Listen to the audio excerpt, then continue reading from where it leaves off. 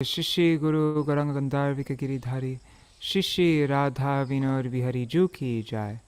Shri Govinda Gopinath Maran Mohan Ju Ki Jai.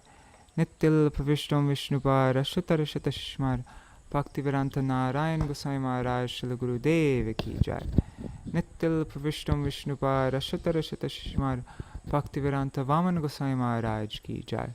Nittil Pravishtam Vishnupar Ashutara Shatashmar Bhaktivedanta Swami Maharaj Shri Prabhupada Ki Jai. Nittil Pravishtam Vishnupar Ashutara Shatashmar Bhakti Pragyan Keshav Goswami Maharaj Ki Jai. Nittil Pravishtam Vishnupar Ashutara Shatashmar Bhakti Siddhanta Saraswati Goswami Prabhupada Ki Jai. Nittil Pravishta Maha Bhagavat Shri Goraksharas Babaji Maharaj Ki Jai. Nittil Pravishta Shri Satchidananda Bhakti Vinod Thakur Ki Jai. Nittil Pravishta Vaishnav Sarvabhauma Shri Jagannath Das Babaji Maharaj Ki Jai. Shri Rupa Nugagoriya Guru-varga Ki Jai. Shri Rupa Sanatan Bhatta Raghunath. Shri Jeev Gopal Bhatta Dasagunath. Sharda Goswami Prabhu Ki Jai. Shri Sarup Damodar Rai Ramanandari. Shri Gaur Parshad Vrinda Ki Jai. Namachay Shri Haridas Thakur Ki Jai. Prem Se Kaho Shri Krishna Chaitanya Prabhu Nityananda. Shri Advaita Gadadhar Shivasari Gaur Bhakta Vrinda Ki Jai. Shiksheta Mandala, Gora Mandala, Vraja Mandala, Mathura Vrindavan Dham Ki Jai. Sarva Abhishtabhadatta Giriraj Maharaj Ki Jai. Shri Radha Kunda Shama Kunda Ki Jai. Shri Amuna Devi Ganga Devi Ki Jai. Shri Tulsi Maharani Vrinda Devi Ki Jai. Shri Bhakti Devi Ki Jai. Shri Purnamasi Yogamaya Ki Jai. Shri Gopeshwar Mahadev Ki Jai. Shri Harinam, Shri Vrajendra Nandan, Sham Sundar, Shri Krishna Chandra Ki Jai, Shri Kṛṣṇa Kanhaiyā Ki Jai, Dauji Ke Bhaiya Ki Jai, Shri Baladev Prabhu Ki Jai, Shri Nanda Baba Yashoda Maya Ki Jai, Shri Vishabhanu Nandini, Shrimati Radha Thakurani Ki Jai. Sarva Vraja Devi Gan Ki Jai, Sarva Sakha Gan Ki Jai, Sarva Vrajavasi Gan Ki Jai, Shri Nanda Gokul Mahavan Ki Jai, Shri Nanda Bhavan Ki Jai, Shri Vrindavan Dham Ki Jai, Shri Harinam Sankirtan Ki Jai, Ananta Koti Vaishnav Vrinda Ki Jai, Śrī Kṛṣṇa-janmāṣṭami Tithi Ki Jai, Tithi Palan Kari Bhakta Vrinda Ki Jai, Ananta Koti Vaishnav Vrinda Ki Jai, Samagata Gaur Bhakta Vrinda Ki Jai, Shri Nitai Gaur Premanande Hari Hari Bol.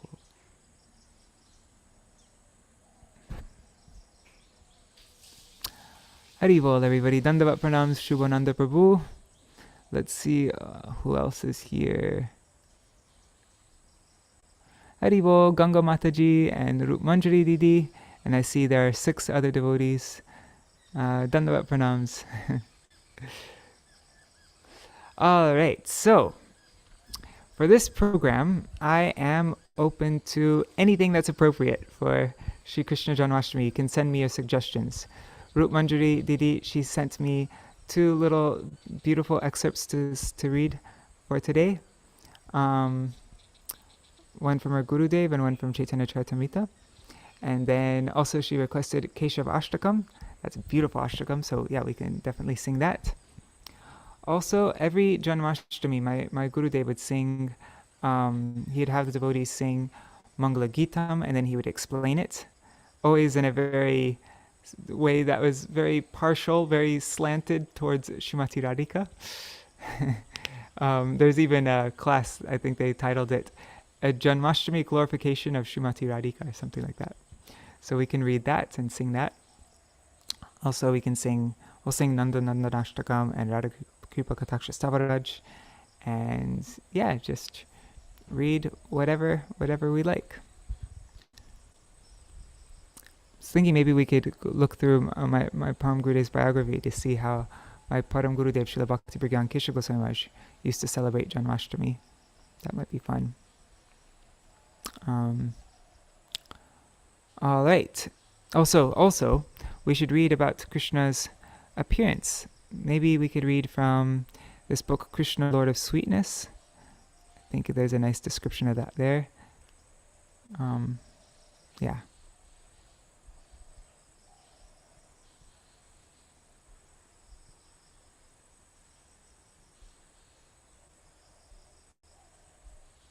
Oh, and there's somebody here, the conservative one. That's the name. Can we say that Janmashtami signifies the awakening of soul in a man or not? Oh, Hare Krishna Govinda Saha. Haribol. Well, Kṛṣṇa-janmāṣṭami is, I've never heard any kind of symbolic thing like that, but this is the appearance, the day that Krishna appeared, and we also pray that Krishna will appear in our heart, and so that's how we celebrate this day. And we'll read about the history of Krishna's appearance soon. All right. Haribol Govinda Saha. Alright, so I'm going to share my screen now and we can start singing and doing this. One second.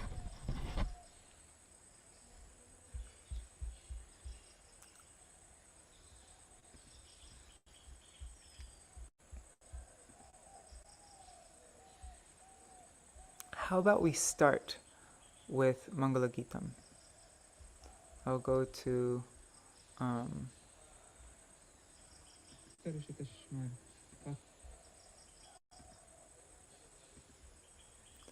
let's go to purebhakti.com.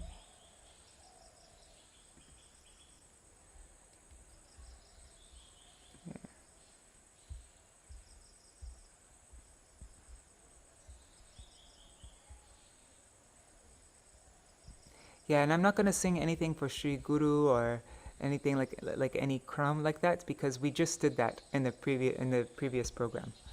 So let's do this one. Janmashtami, glorification of Shri Radha. We'll start with that, with the Mangala Gitam. I think that's always important to first start with Mangala Gitam. Okay, we'll sing it and then we'll read the commentary here.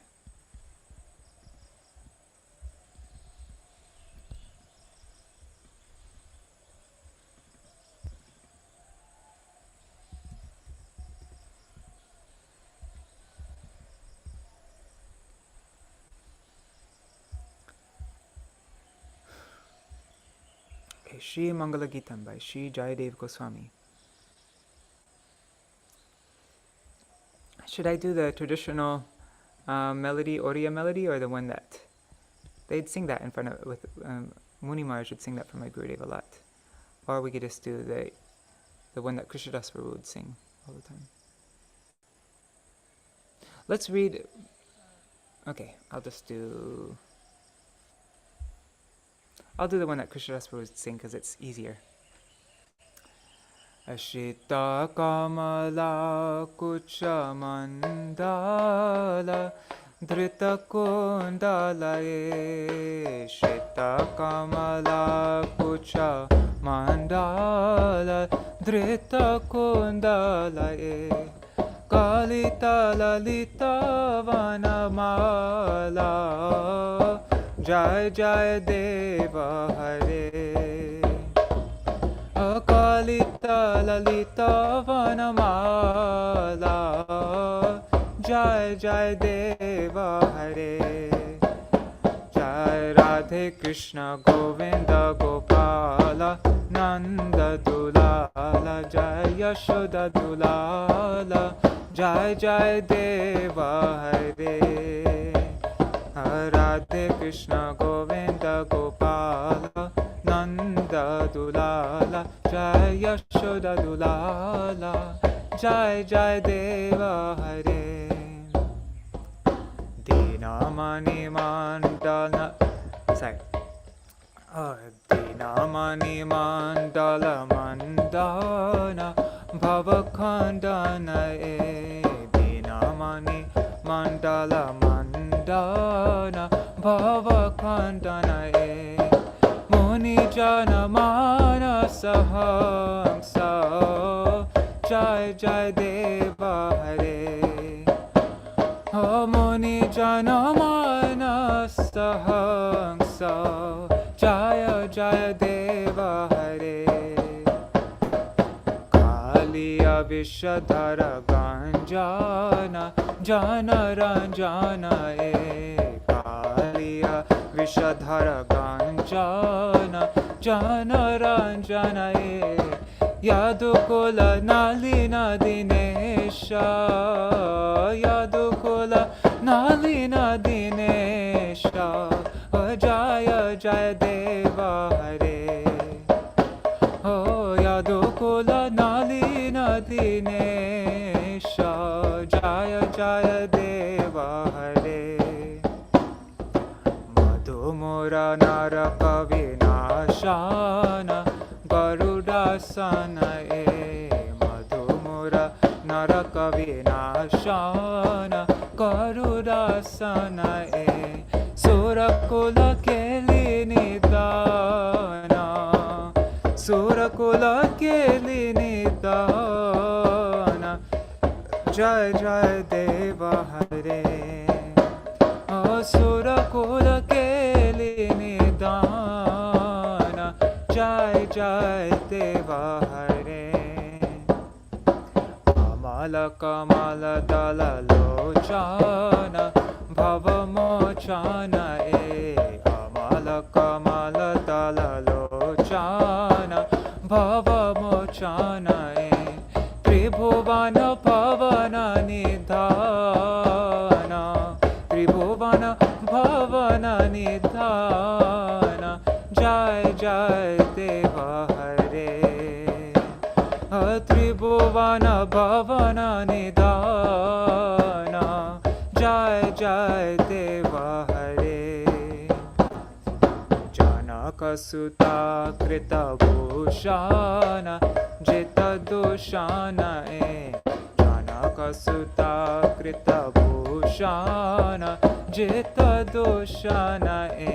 Samara shamita dashakantha, Samara shamita dashakantha, jai jai deva hare. Abhinava jaladhara sundara dhrita mandara e. Abhinava jaladhara sundara dhrita mandara e. Shri Mukha Chandra Chakora, Shri Mukha Chandra Chakora, Oh Radha Mukha Chandra Chakora, Radha Mukha Chandra Chakora, jai jai deva hare. Oh Radha Mukha Chandra Chakora, jai jai deva hare. Tava charane pranatavayam iti bhavaya e. Tava charane pranatavayam iti bhavaya e. Guru kushalam pranateshu, Guru kushalam pranateshu, jaya jaya deva hare. Oh, Guru kushalam pranateshu, jai jai deva hare. Shri jaya deva kaveridam kurute mudam, Shri jaya deva kaveridam oh kurute mudam. Mangalam ujjvala gitam, Mangalam ujjvala gitam, jai jai deva hare. Oh Mangalam ujjvala gitam, jai jai deva hare. Jai Radhe Krishna Govinda Gopala Nanda Dulala Yashoda Dulala, Jai Jai Deva Hare. Jai Radhe Krishna Govinda Gopala Nanda Dulala Yashoda Dulala, Jai Jai Deva Hare. Oh Jai Jai Deva Hare,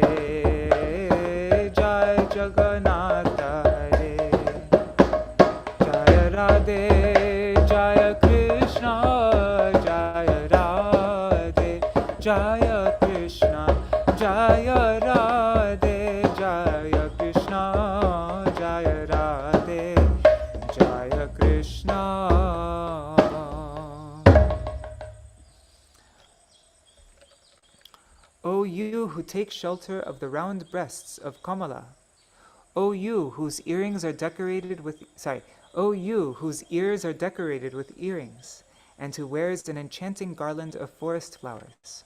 O Deva, O Hari, may you be triumphant. O ornament of the sun globe, O you who severs the bondage of material existence, O swan who sports in the lake of the sages' minds, O Deva, O Hari, may you be triumphant. O you who pulverize the pride of the venomous snake Kaliya, O you who delight the people, especially the people of Raj. O sun that makes the lotus of the Yadu dynasty bloom, O Deva, O Hari, may you be triumphant. O destroyer of the demons Madhu, Mura, and Narak, O you who ride upon Garuda and who inspire the demigods' delightful play. O Deva, O Hari, may you be triumphant. O you whose wide eyes resemble the petals. I'm having a hard time reading right now. O you whose wide eyes resemble the petals of an immaculate lotus. O you who bestow emancipation from material existence and who are the foundation of the three worlds. O Deva, O Hari, may you be triumphant. O you who are decorated by the daughter of King Janak, Sita Devi. O you who defeated the demon Dushana and killed the 10-headed Ravan in battle. O Deva, O Hari, may you be triumphant. O you whose complexion is lustrous like a fresh rain cloud. O you who hold the Mandar mountain and who are the Chakora bird that incessantly attached to the moon-like face of Mahalakshmi Shri Radha. O Deva, O Hari, may you be triumphant. O Lord, we have taken exclusive refuge at your lotus feet. Please bestow auspiciousness upon your surrendered servants by blessing us with prema bhakti. O Deva, O Hari, may you be triumphant. May this radiant and auspicious song composed by Sri Jayadev increase happiness for you and for your devotees who hear and recite it. O Deva, O Hari, may you be triumphant.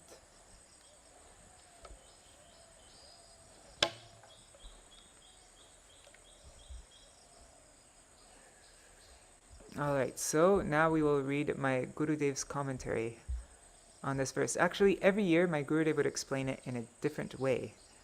Every time he'd sing it in a different way. He'd explain it in a different way. One time I compiled 5 different explanations and I put them all together so that we could see the different explanations that he gave, but I don't know where that file is right now. Anyhow, we'll just read this class that my Gurudev gave in Mathura in 2003, 20th August. Let's read this on Reader.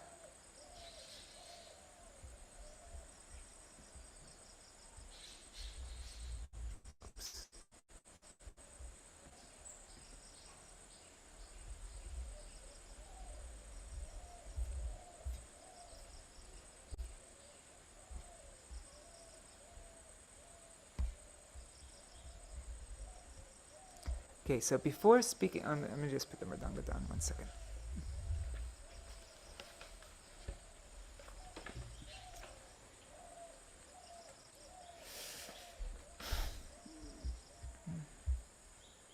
And I'm just quickly checking the comments just to make sure everything's running okay.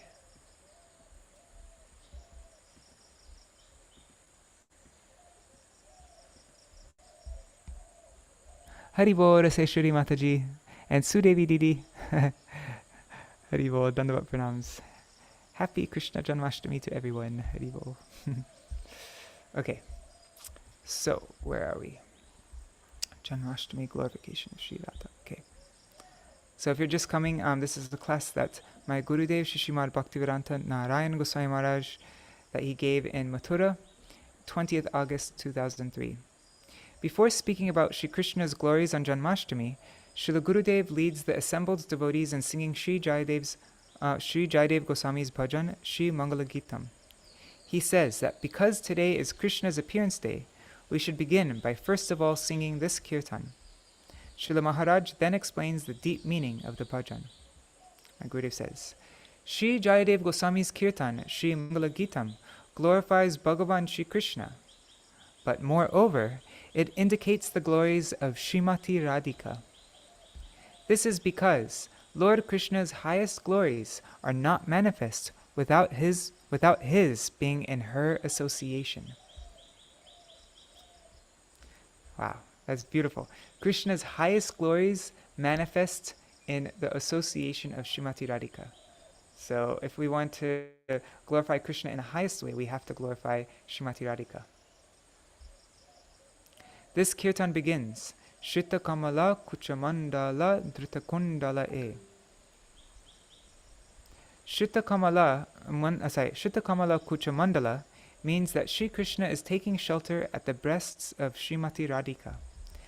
And this is because of what happens to him at the moment he sees her. Srila Prabodhananda Saraswati describes how simply upon seeing her, and by the influence of her Mahabhav, Lord Krishna's flute falls from his hands. His peacock feather falls to the ground. His pitambar slips down, and he himself begins to faint. At that time, he is taking shelter at the breasts of Srimati Radhika. Regarding this verse, Srila Prabodhananda Saraswati prays, when will I perform Ras Upasana of that very Srimati Radhika? Ras Upasana means rendering service to Shri Radha Krishna by following in the footsteps of Shri Rupa Manjari and Shri Rati Manjari. In this verse, at the time of his leaving home to go cow herding, Krishna sees Srimati Radhika from afar, and he begins to faint. Madhumangal catches him and says, "Oh, my friend, what are you doing? Mother Yashoda and Nanda Baba can see you."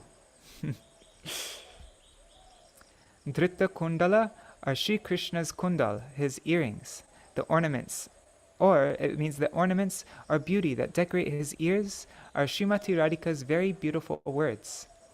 Srimati Radhika's words are what decorates Krishna's ears, his earrings. Hearing the sound of her sweet voice, Krishna's flute falls to the ground. Kalita Lalita Vanamala. Kalita Lalita means extremely attractive and beautiful. Krishna wears a beautiful vanamala, a garland of forest flowers. A question arises as to who made this garland. And the answer is that Srimati Radhika herself has made it and placed it around his neck. Jaya Jaya Deva Hare. Jaya is sung twice here. Therefore, there are two meanings. Jaya Jaya Deva Hare means all glories to the beloved worshipful deity of Sri Jayadev Goswami. And it also means, may that Bhagavan Shri Krishna, who is glorified by this song, be victorious. In the second meaning, all glories to Shri Krishna is sung twice for emphasis. Mahaprabhu is always in Srimati Radhika's mood. Sri Chaitanya Mahaprabhu is always in Srimati Radhika's mood. But when he heard the song, his mood at once changed to that of Shri Krishna. At that time, he wanted to embrace the singer, thinking that she may be Srimati Radhika or Srimati Lalita Devi or Vishaka Devi. Therefore, when he was checked by his servant Govinda, he embraced him and said, "I was about to return to my mood and nature as Krishna, but you checked me. If you had not done so, I would have lost the purpose for which I have come in this form. And also, everyone would know that I am Krishna. You have saved me." This is the first meaning. And in the second, Lord Chaitanya is telling Govinda, "You saved me. If you had not done so, if I had touched that woman, I would have then jumped in the river and drowned there." In this way, there are two very good and deep meanings. Many sannyasis, those in the renounced order, give up their sannyas because they like to associate with ladies. They rationalize their activities by saying, "So many ladies come to me, so what can I do? They come automatically without my invitation." Sri Chaitanya Mahaprabhu will not listen to these arguments, so you should be very careful. If a lady comes to you with a spirit of enjoyment, slap her and speak harshly to her. I am very strict about this. Although I am very polite by nature, in these matters I am very strict. I cannot tolerate this. Girls should be especially careful regarding their motives for coming here. They sometimes come to pick up brahmacharis or sannyasis, and I have warned them not to come for this. They should only come to hear Hari Katha, and they should be very strong in Krishna consciousness. They should come to develop love and affection like the gopis have for Krishna, by first having love and affection for Guru and real Vaishnavas. I request you all, sannyasis, brahmacharis, and girls, to be very careful in this regard. I have so much affection for my daughters, but I want to be very strict with them. Bhava Khandana. Bhava means the coming and going in the endless cycle of birth and death and suffering in this material world. Khandana. For those in this world, Śrī Kṛṣṇa puts an end to all sorrows and sufferings in the cycle of birth and death. The gopis of Vrindavan, however, have a different kind of suffering. For them, suffering means separation from Śrī Kṛṣṇa. Srimati Radhika and the gopis feel great separation from him, and he puts an end to that suffering. At the time of their separation, he manifests to them in the form of a spurti, of a vision, or in person, and he relieves them from the fire of separation. Muni Jana Manasa Hangsa. Krishna Bhagavan is the swan who plays on the lake of the minds of the Munis, like Sri Narad Muni, Srila Shukadev Goswami, and of course Srila Jayadev Goswami, who is not less than Narad Muni or Sri Shukadev Goswami. At the end of the kirtan, Srila Jayadev Goswami prays, Idam kurute mudam. Mudam means overjoyed. He prays, may all the world become auspicious and overjoyed. He prays to Bhagavan Śrī Kṛṣṇa on behalf of all the people in the world to manifest within their hearts the transcendental pastimes described in this kirtan. He is very merciful, just as Srila Rupa Goswami, who prayed, Anarpita charim chirat karunaya vatirna kalo samarpayitum unato jvalam rasam svabhakti shriyam. Haripurata sundara duti kadamba sandipita sada hridaya kandare spurato vashachi nandanaha. At Sri Chaitanya Charitamrita Adi Lila, chapter 1, verse 4. May the Supreme Lord, who is known as the son of Srimati Shachi Devi, be transcendently situated in the innermost chambers of your heart. Resplendent with the radiance of molten gold, he has appeared in the age of Kali by his causeless mercy to bestow what no incarnation has ever offered before, the most sublime and radiant mellow of devotional service, the mellow of conjugal love. Srila Rupa Goswami did not pray for himself. He prayed that Sriman Mahaprabhu will kindly manifest in the hearts of everyone. Vaishnavas are causelessly merciful. They prayed to Krishna on behalf of all the jivas. In conclusion, Srila Jayadev Goswami is saying, Mangalam Ujvala Gitam, which means that this song is full of Unato Ujvala Ras, the transcendental Parakya Ras of Mahabhav Sarupini, Srimati Radhika. Pleasing Shri Shri Radha Krishna.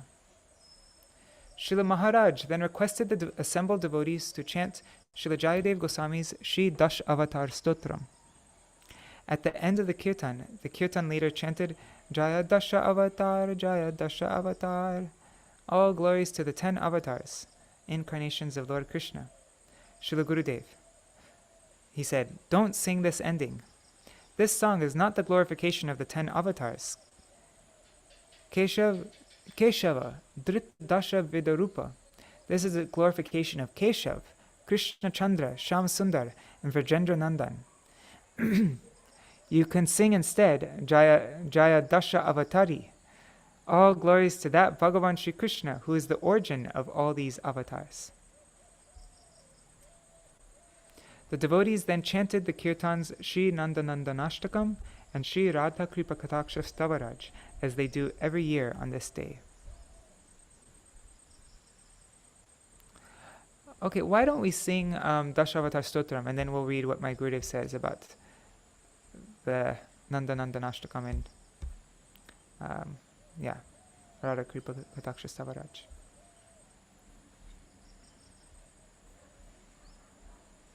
Okay. 1 second, I'm just opening it. Dash Avatar Stotram. Dash Avatar. How come it's not coming up? Oh, maybe it's Dashavatar Stotram. Let's try that. No. Okay. Pralaya. Oops.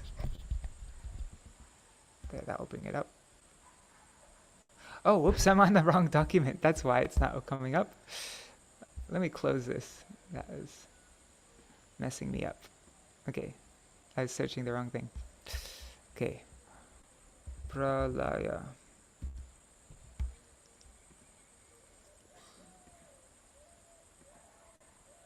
Okay. I'm not going to read the translation because there's so much I'd like to get through, and so yeah, I'll just go through. We'll just sing this together, and yeah.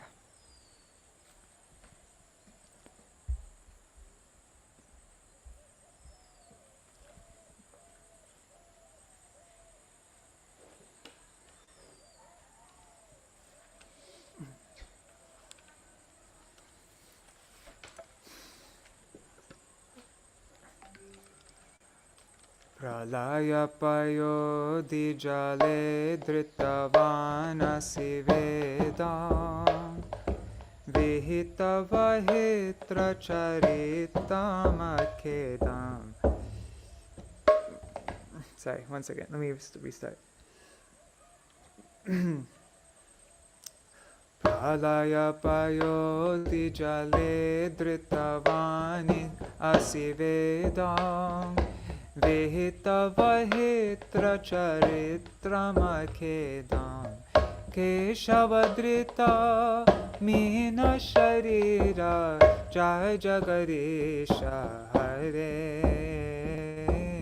Jai Jagadisha Hare Kshitiriha vipulatare Tishtati tava prishte Dharani dharanakina chakra garishte Keshavadrita kurma sharira Jai Jagadisha Hare Jai Jagadisha Hare Vasati dashana shikare dharani tavalagna Shashini kalanka kaleva nimagna Keshavadrita shukara rupa Jai Jagadisha Hare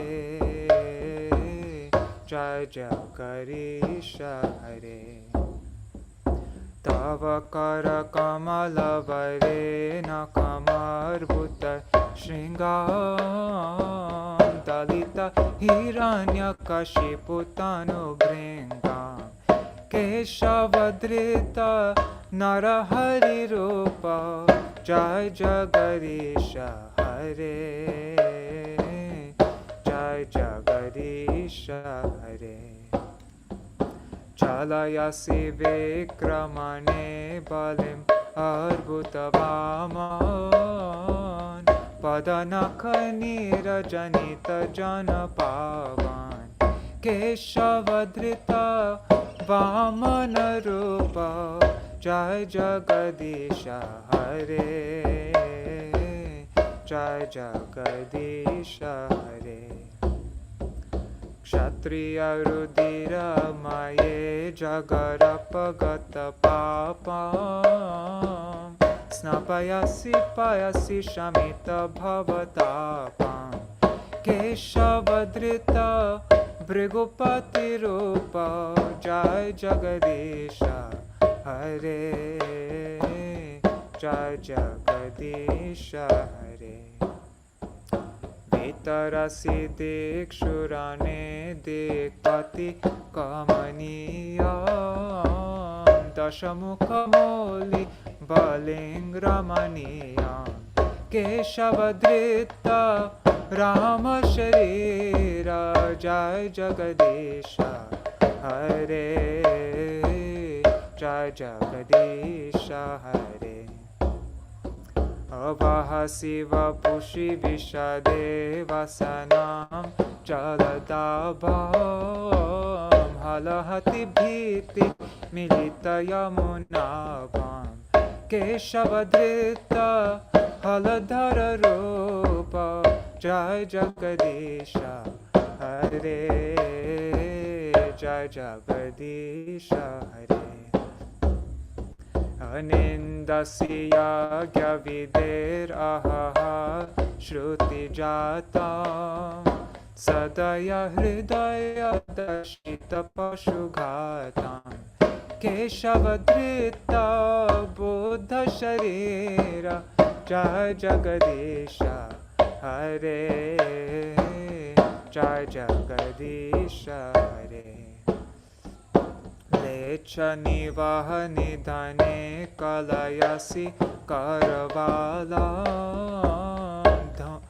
Dhumaketumiva Kemapi Karalam Keshavadrita Kalki Sharira Jai Jagadisha Hare Jai Jagadisha Hare Shri Jaya Deva Kaveri Damudita Mudara Shrinu Shubhadam Shukadam Bhavasaram Keshavadrita Dashavidarupa Jai Jagadisha Hare Jai Jagadisha Hare Keshavadrita Mina Sharira Keshavadrita Kurma Sharira Keshavadrita Pararupa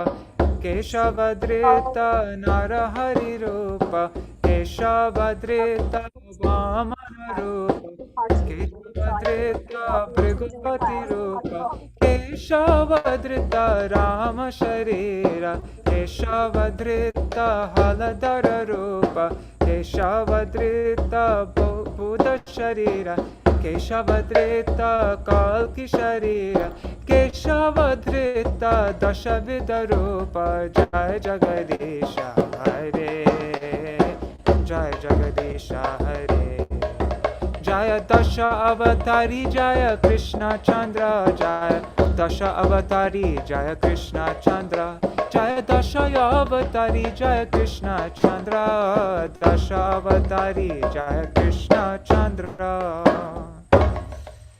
Jaya Dasha Avatari Jaya Keshavadev Dasha Avatari Jaya Keshavadev. Okay, so now my Gurudev had everybody sing the Nanda Nandanashtakam and Radha Kripa Kataksha Stavaraj. And he explained about these. Maybe we can read what he said about them before we sing them. He said that when Srimati Radhika hears the Dandavat pranams Bhavatarini Mataji and Krishna Premavati Didi if you're there. Haribol. Okay, so when Srimati Radhika hears this Shri Nanda Nandanashtakam, she becomes overjoyed and she wants to give a benediction. At that time, she will bestow the lotus feet of her Prana Vallabha, the beloved of her life's breath, Śrī Kṛṣṇa, upon the devotees who bring so much happiness by singing this Ashtakam.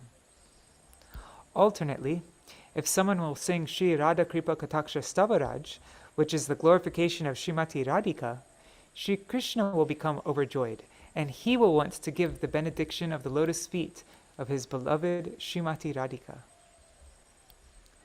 Kṛṣṇa-janmāṣṭami has originally emanated from the lotus mouth of Srimati Radhika, and she is singing it to Śrī Kṛṣṇa, either to his spurti in separation or directly to him. Because his beauty is astonishing, she describes each and every one of his limbs. At the same time, Śrī Kṛṣṇa thinks, in this world, no one has qualities as I possess. No one is as beautiful as I am, and no one has attributes as I do. There is one person, though. Srimati Radhika has hundreds of times the qualities that I possess. She is my Prem Guru. This is explained in Sri Chaitanya Charitamrita Adi Lila chapter 4, wherein it is also stated that the gopis have all relationships with Krishna. They are his servants, masters, friends, mothers, and so on. Every relationship that is had by anyone with Krishna is had by the gopis with him. We know that Mother Yashoda incessantly nourishes, cares for, and protects him. But whatever moods manifest in Mother Yashoda are present still more in the gopis. They're present still more so in the gopis. The first verse of Kṛṣṇa-janmāṣṭami states, Sucharu Vaktra Mandalam Sukarna Ratna Kundalam Sucharchitanga Chandanam Namami Nandanandanam. Means, I offer pranam to Sri Nandanandan, whose face is extremely delightful, from whose beautiful ears hang jeweled earrings, and whose entire body is anointed with fragrant chandan. Krishna's face is very beautiful when he has darshan of Srimati Radhika at the time of Ras Lila. Srila Vyasadeva did not write Ras Lila in the Srimad Bhagavatam. Rather, it manifested spontaneously in his heart by spurti, and then he spoke it. This spurti takes place by the mercy of Śrī Kṛṣṇa. Srimad Bhagavatam is an eternal shastra like the Vedas, but it is many times superior. I'm just saying, does my Gurudev explain?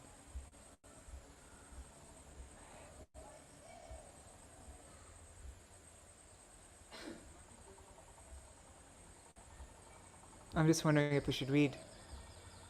Maybe let's sing the Kṛṣṇa-janmāṣṭami and then we can continue. We can continue reading this commentary. Yes. Okay. Kṛṣṇa-janmāṣṭami. Oops.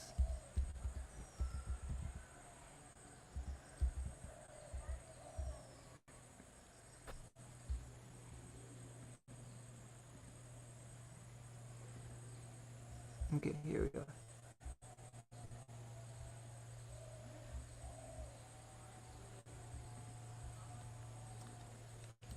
Sucharu Vaktra Mandalam Sukarna Ratna Kundalam Sucharchitanga Chandanam Namami Nandanandanam Namami Nandanandanam Namami Nandanandanam Namami Nandanandanam Namami Nandanandanam Sudirgha Netra Pankajam Shikhi-shikhanda Murdajam Ananga Koti Mohanam Namami Nandanandanam Namami Nandanandanam Namami Nandanandanam Namami Nandanandanam Namami Nandanandanam Sunasikagra Muktikam Swachandra Danta Panktikam Navam Budanga Chikkanam Namami Nandanandanam Namami Nandanandanam Namami Nandanandanam Namami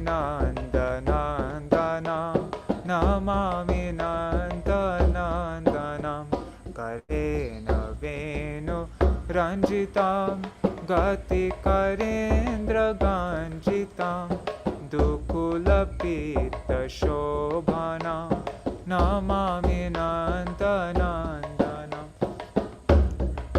Oh Namami Nanda Nandanam, Namami Nanda Nandanam, Namami Nanda Nandanam, Namami Nanda Nandanam.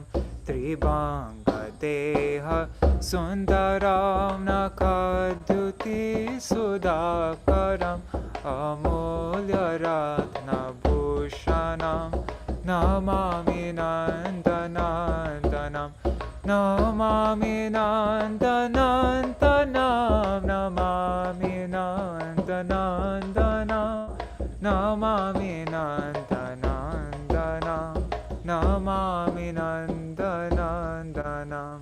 Sugandhayanga Sauravam Uraviraji Kostubam Spruvat Srivatsalancanam Namami Nanda Nandanam, Namami Nanda Nandanam, Namami Nanda Nandanam, Namami Nanda Nandanam, Namami Nanda Nandanam. Vrindavana Sunagaram Vilasanogavasasam Surendra Garva Mochanam Namami Nanda Nandanam, Namami Nanda Nandanam, Namami Nanda Nandanam, Namami Nanda Nandanam, Namami Nanda Nandanam. Prajangana Sunayakam Sada Sukha Pradayakam Jaganmana Pralobhanam Namami Nanda Nandanam, Namami Nanda Nandanam, Namami Nanda Nandanam, Namami Nanda Nandanam, Namami Nanda Nandanam. Śrī Nanda-nandanashtakam Pathedya Shadayanvita Taret Bhavabdhim Dustaram Labhetaram Kriyogmakam. Namami Nanda Nandanam, Namami Nanda Nandanam, Namami Nanda Nandanam, Namami Nanda Nandanam. Oh Namami Nanda Nandanam, Namami Nanda Nandanam. Now we can sing Radha Kripa Kataksha Stavaraj. So what did my Gurudev say? He said, by this kirtan, let me just read the exact word again. He said,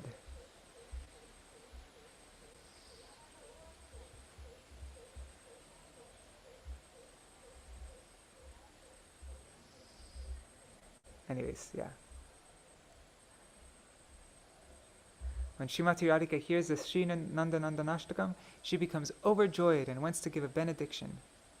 At that time, she will bestow the lotus feet of her Pran Vallabh, Śrī Kṛṣṇa, upon the devotees who bring her so much happiness by singing this ashtakam.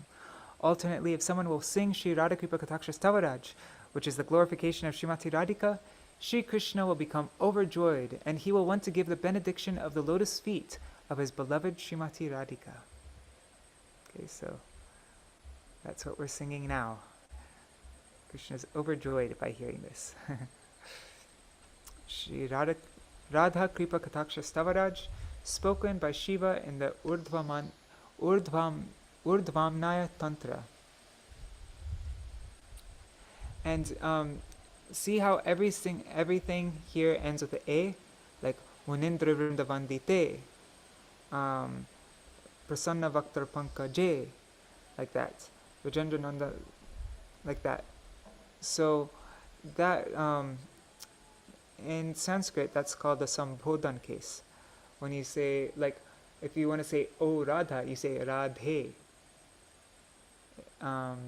If you want to say O Lalita, you'd say Lalite, Vishakhe, like that. A at the ends makes it. That's for if the last word is a long A, or just any A, then it becomes an E, like that, like that. And if there's if a word ends with an I, then it becomes a short I. So I think this is a mistake here. It should say Harini with a short I, like that, in Sanskrit. Anyhow. Okay. Munindra vrindavandite triloka shokaharini prasanna vaktra pankaje nikunja bhuvilasini Vrajendra bhanu nandini Vrajendra sonu sangate kada karishasi hamam kripa kataksha bhajana ashoka vriksha vallari vitana mantapastite pravala vala pallava prabharunangrikomale varabhaya spurat kare prabhuta sampadalaye kada karishasi hamam kripa kataksha bhajanam anangaranga mangala prasanga bhangura bhruvam savibramam shasambramam driganta banapatanai nirantaram vashikrita pratitinandanandane kada karishyasi hamam kripa kataksha bhajanam tare suvarna champaka pradipta gaurave grahe mukha prabha parasta koti sharadendu mandale vichitra chitra sanchara chakora shavalochane kada karishyasi hamam kripa kataksha bhajanam madon madati yovane pramodamana mandite priyanurakaranjite kala vilasa pandite ananya dhanya kunjaraja kama keli kovide kada karishyasi hamam kripa kataksha bhajanam ashesha hava bhavadira hirahara bhushite prabhuta shata kumbha kumbha kumbi kumbha sustani prashasta manda asachona purna sokya sagare kada karishyasi hamam kripa kataksha bhajanam vrinala vala vallari taranga ranga dorlate latagralasya lola nila lochana valokane lala lula nila manogya mugda mohanashite kada karisa sihamam kripa kataksha bhajanam suvarna malikanchita trireka kambukhanthage trisutra mangali guna triratna dipti diditi salola nila kuntala prasuna gucha gomfite kada karishyasi hamam kripa kataksha bhajanam nitam Bimbalambamana Pushpamekala Gune Prashastaratna Kinkini Kalapa Madhyamanjule Karindra Shunda Dandika Varoha Sobha Goruke Kada Karishasi Hamam Kripa Kataksha Bhajanam Aneka Mantra Naramanju Nupuraravaskalat Samajaraja Hangsa Vangsha Nikvanati Gorave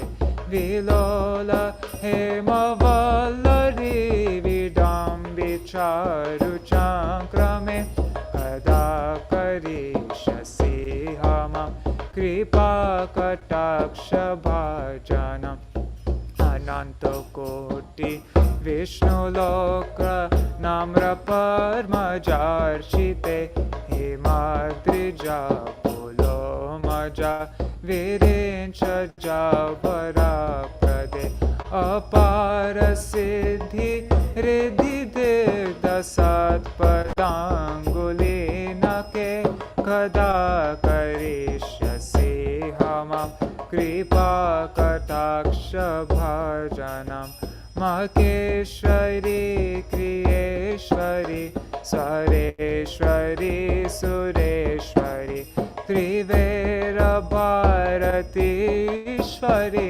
Pramana Shashaneshwari Rameshwari Kshameshwari Pramodakananeshwari Rajeshwari Rajadipe Shiradike Namostute Iti Mamarbutam Stavam Nishamya Bhanu Nandini Parotu Santatam Janam Kripa Kataksha Bhajanam Bhavetadaiva Sanchita Tirupa Karmanashanam Bhavetada Vrajendra Sunu Mandala Praveshanam Kada Karishasi Hamam Kripa Kataksha Bhajanam Kada Karishasi Hamam Kripa Kataksha Bhajanam.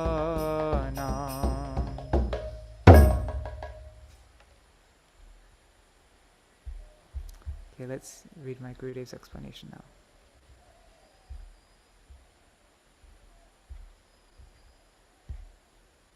So Ras Lila removes all lust. Wait, how did this come up? So, when my Gurudev explains this first verse, Sucharu Vaktar Mandalam Sukarna Ratna Kundalam Sucharchitanga Chandanam Namami Nandanandana. He says, Lord Krishna's face is very beautiful when he has darshan of Srimati Radhika at the time of Ras Lila.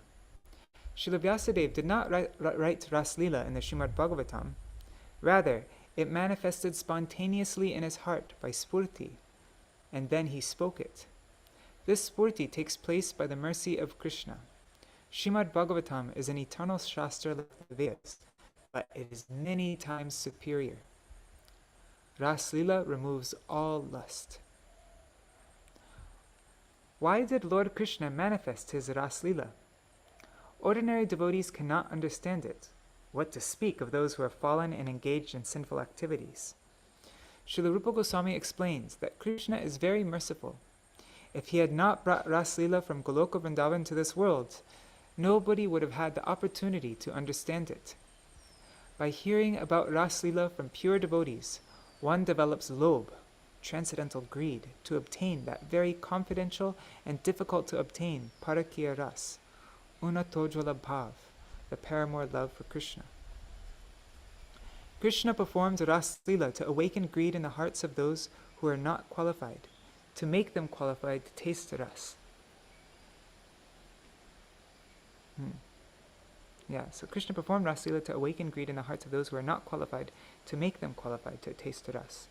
And by the same exhibition of Ras Lila, He also increases these mellows tasted by those who are already tasting ras. He is therefore very merciful, and Srimati Radhika is even more merciful than he.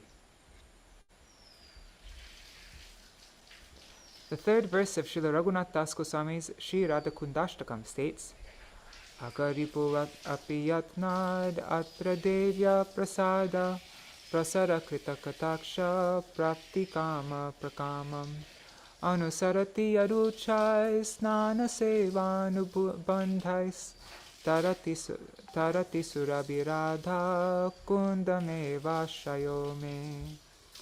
For the pleasure of Srimati Radhika, even Śrī Kṛṣṇa himself, yearning to attain her merciful sidelong glance, regularly bathes in Radhakund, carefully observing all the appropriate rituals. May that supremely enchanting Radhakund be my shelter. In this verse it is explained that Lord Krishna is very merciful, but he himself seeks the mercy of Srimati Radhika.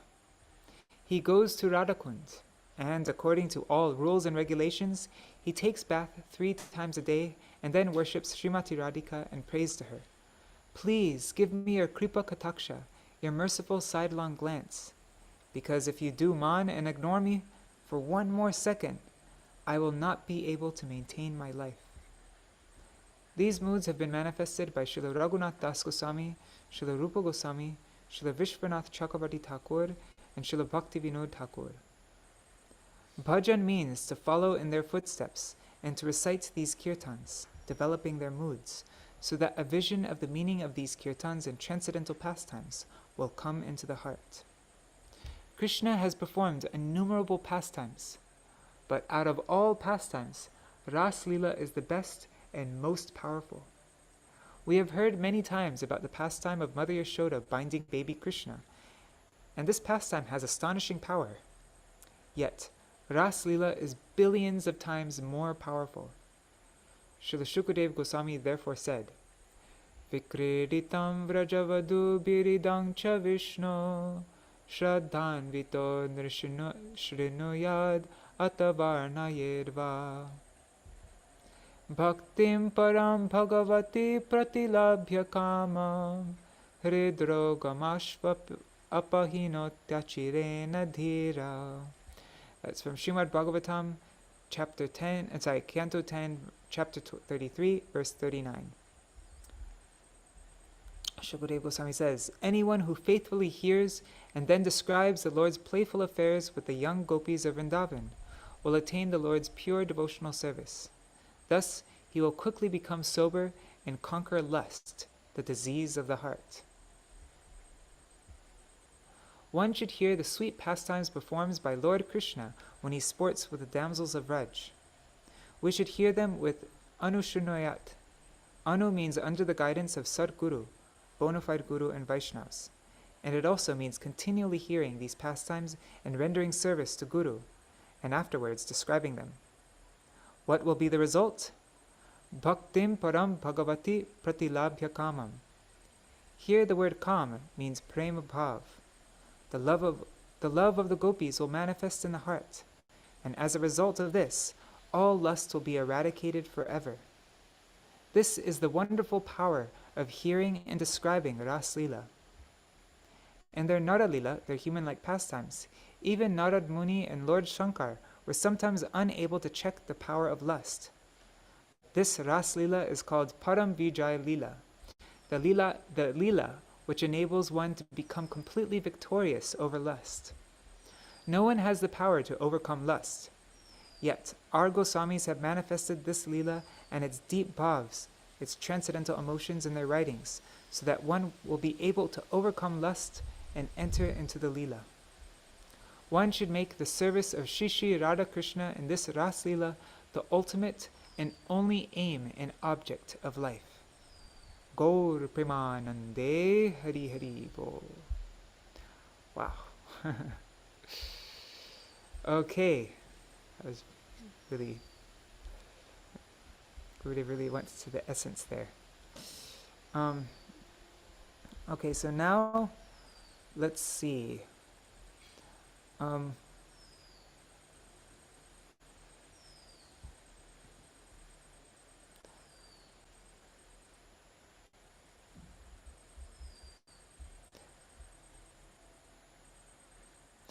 Actually, I'd like to, Rup Manjari, she sent me something from her Gurudev, Srila Bhakti Vallabha Tirtha Goswami Maharaj. I'd like to read that. Let me just put it on a Word doc 1 second.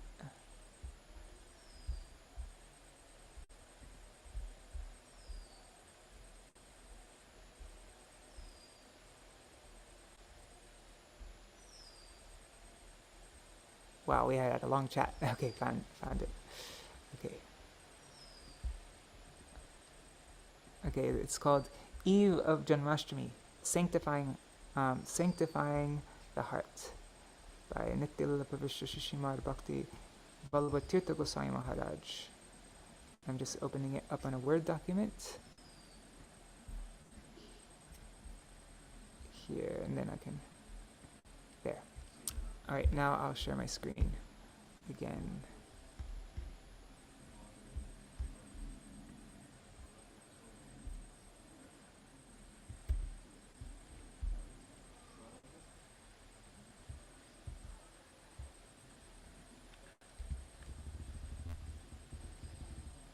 Okay.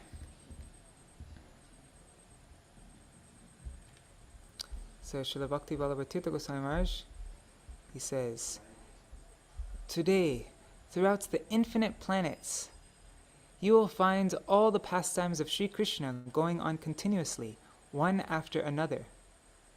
In this sense, his appearance pastime is eternal. There are infinite Brahmandas and infinite planets, so many that we cannot even conceive of them. Somewhere within these Brahmandas, he is appearing continuously. So, in this sense, his appearance is eternal. But he also appears, he reveals himself in the sanctified heart of the Shuddha Bhakta. This is also his eternal appearance. We have to prepare ourselves so that Krishna will think us to be qualified to get him. Then he will appear in our hearts. We have to sanctify our hearts so that Krishna can appear there. Krishna is already there, but we are not aware of his presence. Cheto darpana marjanam bhavamahadavagni nirvapanam Shreya kairava chandrika vitaranam vidyavado jivanam Anandam buddhivardhanam pratipadam purnamrita svadanam sarvatma snapanam param vijayate Śrī Kṛṣṇa-sankiṛtanam. The Supreme Lord Śrī Chaitanya Mahaprabhu wrote this verse, thereby instructing us how to attain the association of Krishna. How can Krishna appear in us? What do we have to do? Śrī Kṛṣṇa-sankirtan. Chant the holy names of Śrī Krishna. Then you will get everything. You do not need to do anything to purify your mind, except to go on chanting Radha Krishna, Hare Krishna Mahamantra. Everything will come to you. We say this repeatedly. We say this repeatedly with our words, but in practice, we have no belief.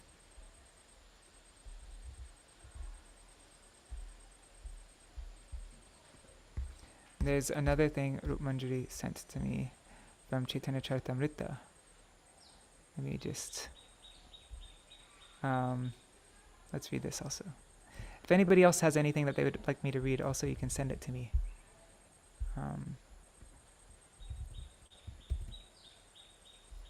Okay. So this is from Chaitanya Charitamrita. What part is it? It's chapter 15. Okay. I'm guessing the Madhya Lila, chapter 15. Text 16. All the devotees remained at Jagannath Puri for 4 continuous months, and they observed all Jagannath's festivals with great pleasure. The devotees celebrated the festival of Janmashtami, Krishna's birthday, which is also called Nanda Mahotsav, the festival of Nanda Maharaj. At that time, Śrī Chaitanya Mahaprabhu and his devotees dressed themselves as cowherd boys.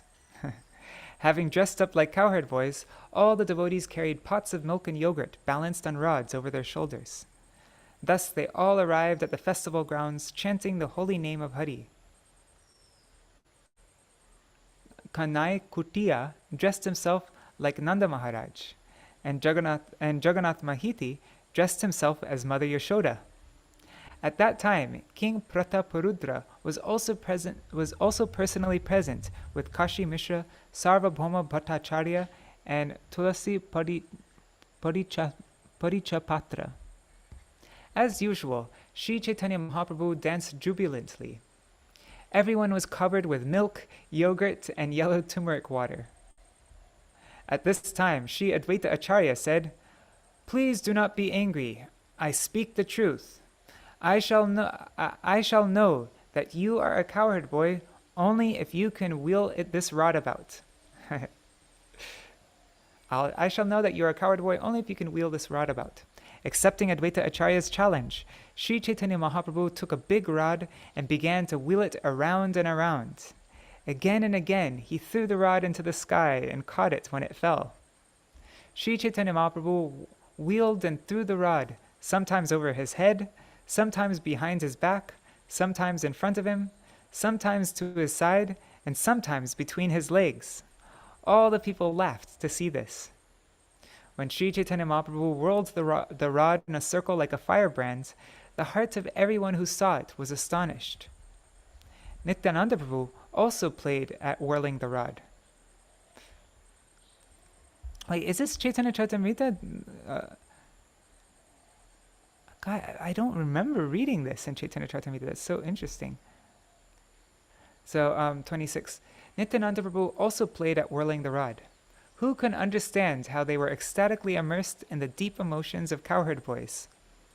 Following the orders of Maharaj Prataparudra, the temple superintendent named Tulasi, he brought one of Lord Jagannath's used clothes. This valuable cloth was wrapped around the head of Sri Chaitanya Mahaprabhu. The other devotees, headed by Advaita Acharya, also had cloths wrapped around their heads. In ecstasy, Kanhaiyā, who was dressed as Nanda Maharaj, and Jagannath Mahiti, who was dressed as Mother Yashoda, distributed all the riches they had stocked at home. Sri Chaitanya Mahaprabhu was greatly satisfied to see this. Accepting them as his father and mother, he offered them obeisances. In great ecstasy, Sri Chaitanya Mahaprabhu returned to his residence. In this way, Sri Chaitanya Mahaprabhu, known as Gauranga Sundar, performed various pastimes.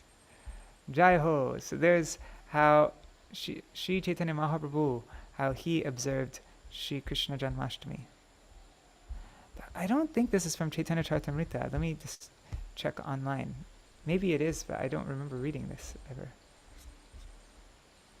I'm just typing it here. Let's see. It is from Chaitanya Charitamrita, you're right. Huh. How do I not remember this? I read Chaitanya Charitamrita, just for some reason I forgot that pastime. Okay. Wow. Very, very nice. Thank you for sharing that, Rupanjali Didi. Very beautiful to see how Sri Chaitanya Mahaprabhu observed Janmashtami. All right.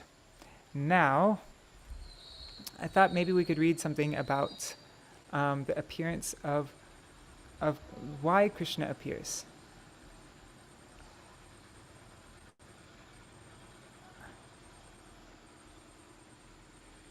Oh, Haribol Sudevi Didi. Dandavat pranams. Hari Krishna.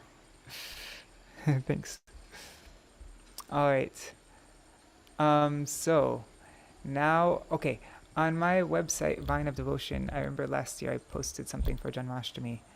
Let me just find it. Titi Katha will be here.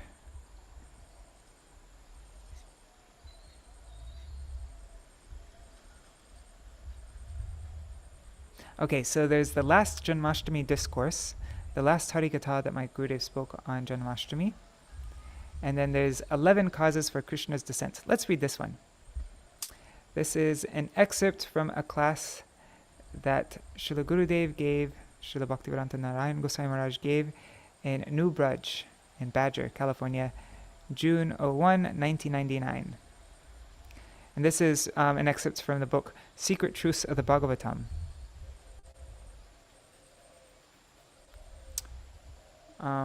And I also gave the link for the original class if you want to watch it here.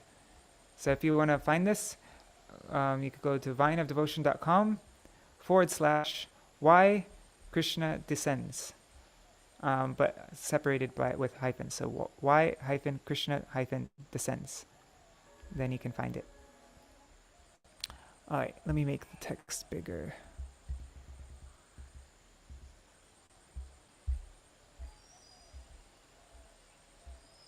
Okay, so why did Krishna descend to this world? The first reason is that Prithvi Devi, Mother Earth in the form of a cow, along with the demigods, went to Brahma, the creator.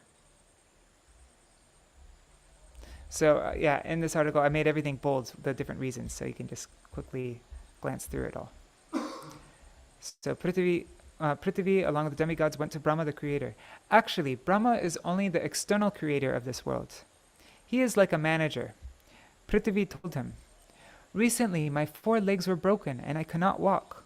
My husband, Dharma, religion personified, who has taken the shape of a bull, also cannot walk." Nowadays, there is so much sin in this world. Both men and women are like animals. So-called saintly persons and sannyasis do not observe the rules of saintly life, and they are therefore more wretched than animals. They make an artificial show of saintliness, with big neck beads, 5-kilo japamala, and very big tilak. At the same time, they are always duplicitous, absorbed in making money, and full of lust. Because of this, we have so many problems. Prithvi said, "Please save me and my husband Dharma." Brahma became very worried and went with Prithvi to the demigods, to the Kir Samudra, the ocean of milk. There he began to do aradhana, prayerful worship of Garbhodakshai Vishnu. In his trance, he heard the reply to his prayers. "I already know of this situation. My Prabhu, the Supreme Person," so this is Kshiradakshai Vishnu.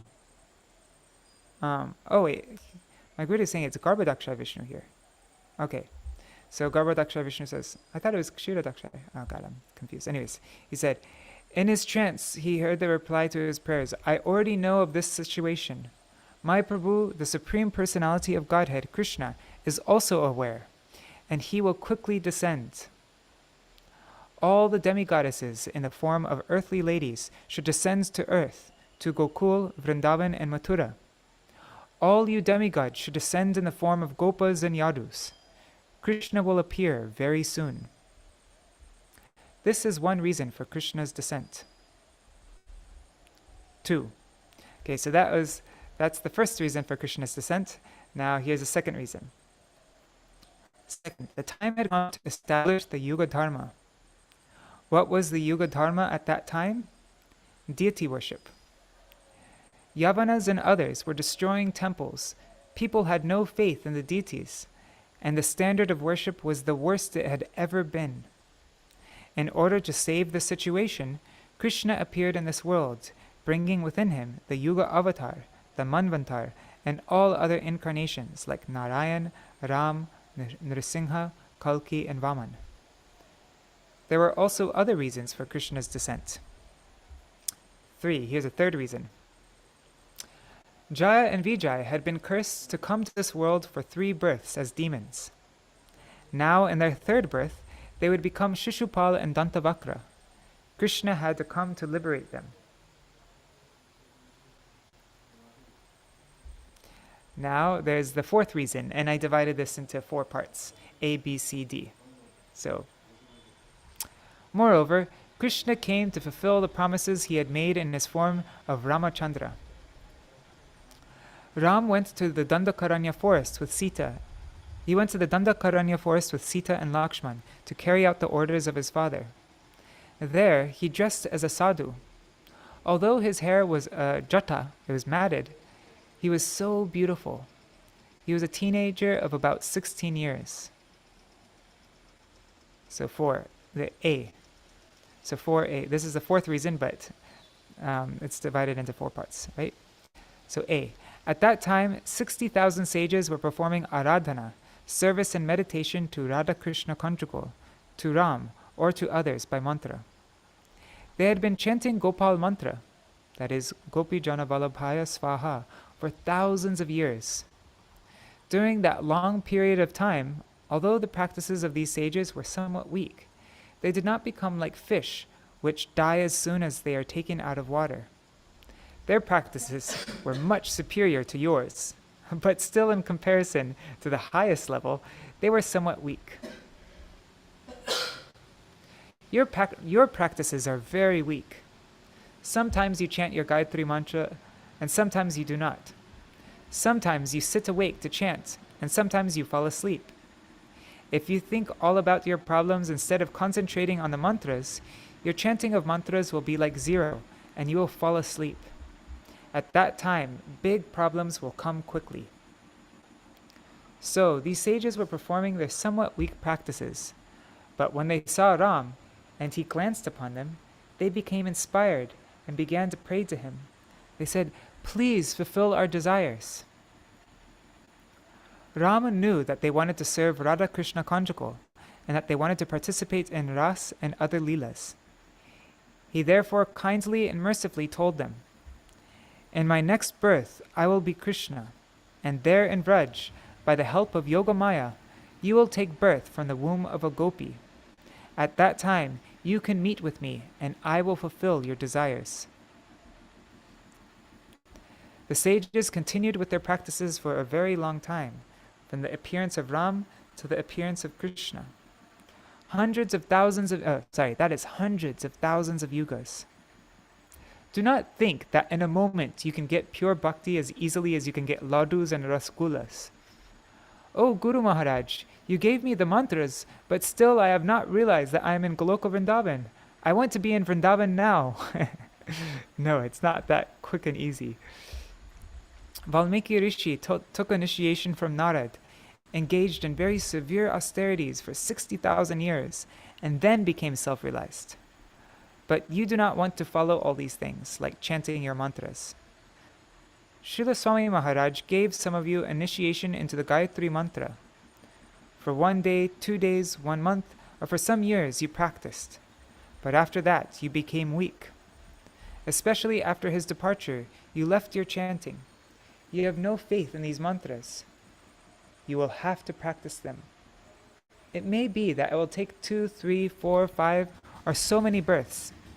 But our good fortune is that in this Kali Yuga, Sri Chaitanya Mahaprabhu came to sprinkle his mercy. We can therefore chant with some hope that very soon we can become realized souls. So do not worry. Go on practicing like the Dandakaranya rishis. When Krishna descended, these rishis took birth from the womb of the gopis, and they also became gopis. Later, they worshipped the demigoddess Katyayani for a long time in order to get Krishna as their husband. Krishna then came, and their desires were fulfilled. It was for this reason also that he descended. In the same way, this process will bear fruit for you, but you must do one-pointed Krishna bhajan, engaging in all the practices of bhakti. There is yet another reason for Krishna's descent. So this is B. One second, I'm just looking at the...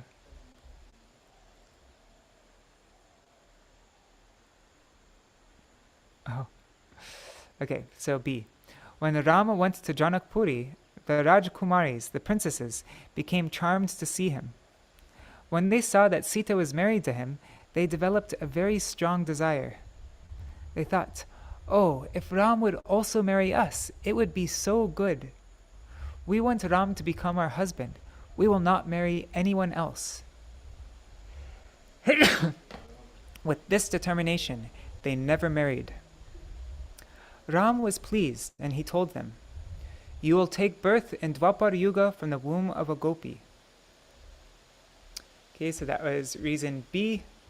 of the fourth reason. Now reason C of the fourth reason. Many years later, Ramachandra ordered Sita to leave his palace. She left and lived alone in Valmiki's ashram, where she gave birth to Ram's twin sons. Ram stayed in his palace, and Sita stayed in the forest. For certain reasons, the king had left his queen, but Ram never left his dear Sita. Although he remained in his palace, he always remembered although he remained in his palace, he always remembered her. His days passed with great difficulty. Ram felt so much separation that sometimes he would speak with his guru and priest, Vasishta. Once Ram requested Vasishta, "I want to perform a fire sacrifice, an Ashwamedha yagya, or any other yagya. Please allow me to do this." Vasishta replied, "Because you have left your wife, you cannot perform any type of sacrifice. You should bring her back and sit beside her. Only then can you do it." "That cannot be," Ram told him. "Please make another arrangement so that I can perform the sacrifice." "Your father married 360 wives, so you can also marry again. I think that there are many beautiful ladies in the world who would want to marry you. They would readily marry you." "No," said Ram, "I cannot marry anyone else." "Then you cannot perform the sacrifice." "Please somehow arrange it," Ram insisted. Vasishta then said, "You can make a golden statue of Sita. With that Sita, you can sit and perform the sacrifice." Each following year, Ram had one murti of Sita made. These deities were installed by mantra by both Vasishta and Ram himself. By their invocation, these deities actually became alive. In Ram's last days, just before his pastimes in this world came to a close, and he was about to go to Aprakat Ayodhya, his spiritual abode, all those deity forms of Sita came and told him, "We want to go with you and be with you forever." Ram replied, "In this incarnation, I can only accept one Sita. Only one Sita will remain with me. You are now so many. You should go to Vrindavan and take birth from the wombs of gopis. There I will manage everything, and I will fulfill all your desires." Krishna also came for that reason. And now the fourth reason, reason D and fourth reason. Another cause of Krishna's coming was Shurparnaka, the sister of Ravan. She wanted to marry Ram, and because Ram is like a desire tree, he had to fulfill her desire. He did so by directly associating with her in her next birth, in her form as Kubja. By mystic power, Shurparnaka was able to assume many beautiful forms, and she could allure many men. Ram considered, "Because I have accepted her, in this life no one else may marry her." He therefore ordered Lakshman to cut off her nose. Then in her next life, she became Kubja, and 8 parts of her body were bent. Therefore, in that life also, no one married her. Her face was very beautiful, but her entire body was crooked and bent like a hunchback. But when Krishna touched her, she became very straight. At that time, her wishes were fulfilled. For this reason also, Krishna descended. So those were 4 reasons in Ram Lila that Krishna descended. Now, reason 5. Narad Muni was another cause of Krishna's descent. Once during Narad's travels, he saw the 2 sons of Kuvera, Nalukuvar and Manigriv. It's a mistake.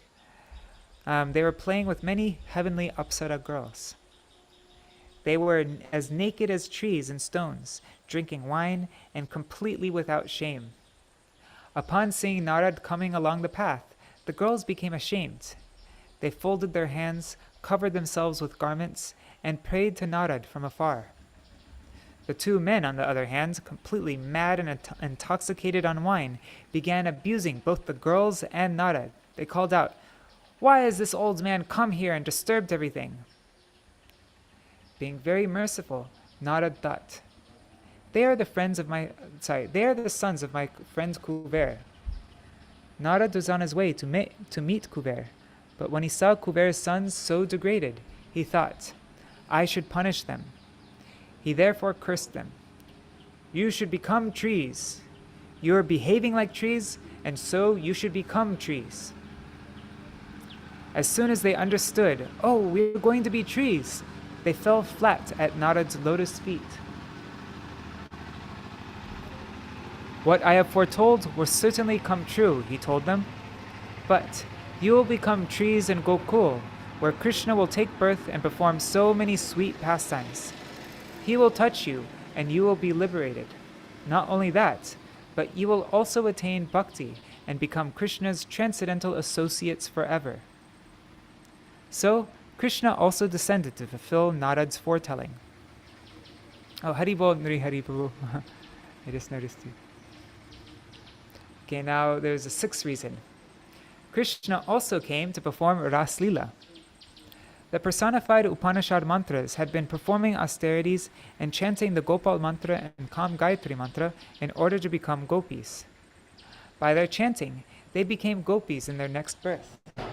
They became known as the Upanishadchari gopis, and Krishna accepted them as his beloveds. There are two types of devotees who, by chanting mantras and performing austerities, were accepted by Krishna. They are called yotiki and ayotiki. That means those who are in groups and those who are not in groups. By this history, we can see that these mantras are very high class and powerful. Never neglect them. Okay, so that was an example of a yotiki. The Upanishads, they were all in a group. Also the Dandakaranya sages that we read about, those are yotiki. They were in a group.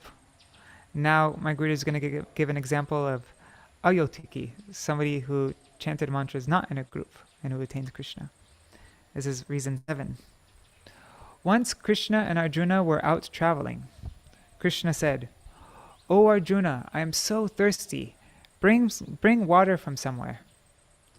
While looking for water, Arjuna saw some birds going toward the Yamuna. Upon reaching the Yamuna, he saw that she was flowing very sweetly, and her water was very pure and clear.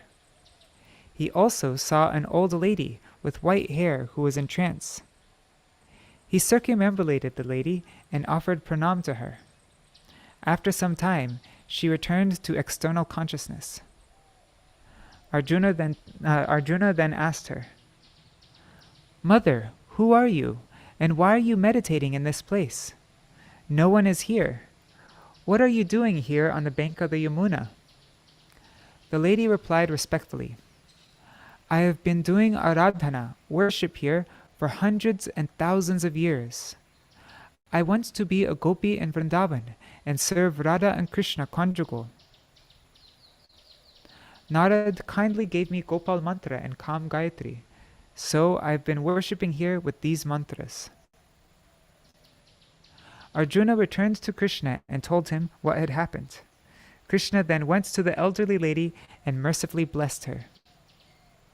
These are some of the reasons for Krishna's descent to this world.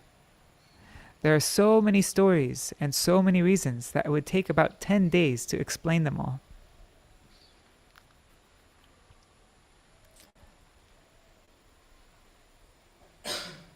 Yeah, we could think of other reasons, like what is it? The daughter of Bali Maharaj, Ratnavati, right? Is that what her name was? Ratnavati.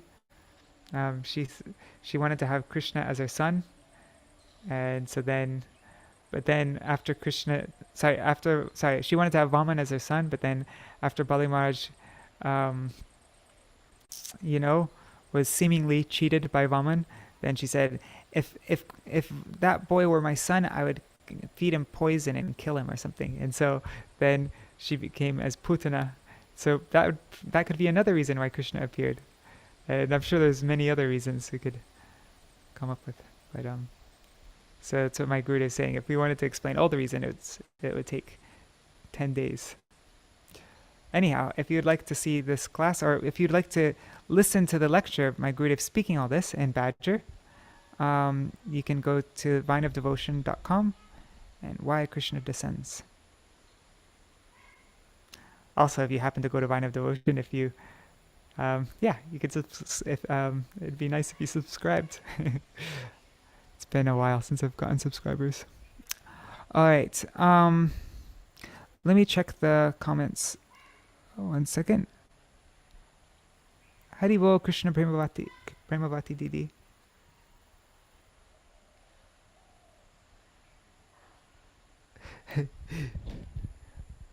Oh, ye of little faith in me, which is understandable.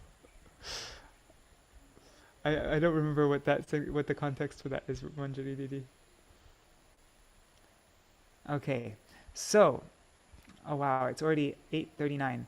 Okay, I'm gonna read one last thing, and then we could do a kirtan.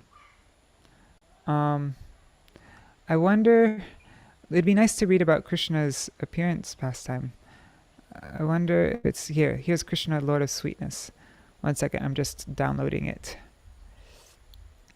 I think my Gurudev explains it there.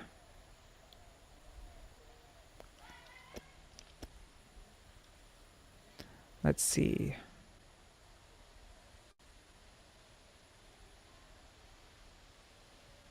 Yeah, the birth of Śrī Kṛṣṇa in Gokul. Okay, so I'll read this, and then that will be our reading for today. We're going way over time today because today's a special day.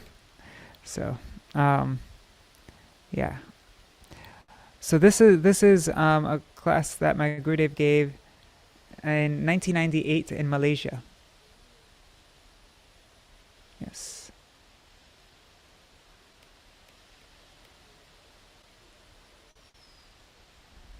Okay, skipping. This is how my Gurudev talks about Srimad Bhagavatam and Vyasadev and Shukadeva Goswami. Alright. Here we come. Okay. The birth of Śrī Kṛṣṇa in Gokul. Glorious Vaishnavas. First of all, I offer innumerable obeisances to my Gurudev, Nitya Lila Pravishto Om Vishnupad Ashtotarashata Shishimad Bhakti Pragyan Keshav Goswami Maharaj, and again innumerable obeisances unto the lotus feet of my Shiksha Guru, Shishimad Bhakti Vedanta Swami Maharaj. You all know that Swamiji, that's what my Gurudev, the affectionate name that my Gurudev would address Srila Bhaktivedanta Swami Prabhupada. He said, you all know that Swamiji came to the eastern and western countries and within a very short time mercifully preached everywhere the glories of Krishna's name and the glories of Krishna Bhakti. We are struck with wonder at how quickly he did this, from one corner of the world to the other. Yet, when he left this world and entered the Lord's pastimes in the spiritual realm, devotees all around the world, and also in India, became weak in their practice of bhakti, because they had no advanced Vaishnava association. Lacking this association, their bhakti began to dry up. Swamiji saw that some of his disciples were neophyte Vaishnavas, and that although they wanted to progress in bhakti, they were actually drying up without advanced Vaishnava association. I think that he mercifully inspired me to travel. He has sown the seeds of bhakti everywhere, and he has established a very good foundation. Otherwise, a person like me could not have done anything. You are hearing from me only by his mercy. He wrote many books so that new devotees or anyone could understand what pure devotion, what bhakti is, who the Supreme Personality of Godhead is, and how we can be happy in this life and in future lives. I see that wherever I go, a good foundation has been constructed by Swamiji. I am also so indebted to Srila Gaur Govinda Maharaj. He was a pure Vaishnav. He followed the instructions of his Guru, Swamiji, but he faced so much opposition. He desired to overcome these obstacles, but He met so many obstacles on all sides. He was surrounded. He was so bold. He strongly emphasized and impressed upon everyone the necessity of Vaishnava association. That is why almost all of his disciples are now associating with us, with me. I am indebted to him also. I know that such a Vaishnav can never die.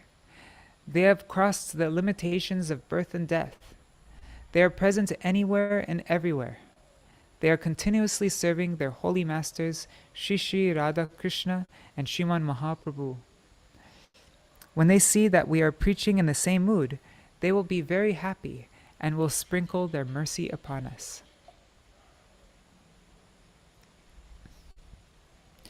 You should have very strong faith in bhakti and in our disciplic succession of bona fide spiritual masters, our Guru Parampara. Do not be weak. If there is no Vaishnava association, you can associate with the books left by the Gurus in our disciplic succession, books such as Srimad Bhagavatam, Sri Chaitanya Charitamrita, and Bhagavad Gita. But when the living representative of the Supreme Lord is present, you should try to hear from him. We are in Malaysia for a very short time. If this preaching party travels to the Philippines as planned, then we are only here for 2 or 3 more days, tomorrow and the day after. And if we do not travel to the Philippines, then we are in Malaysia for a few extra days. And there's a footnote here.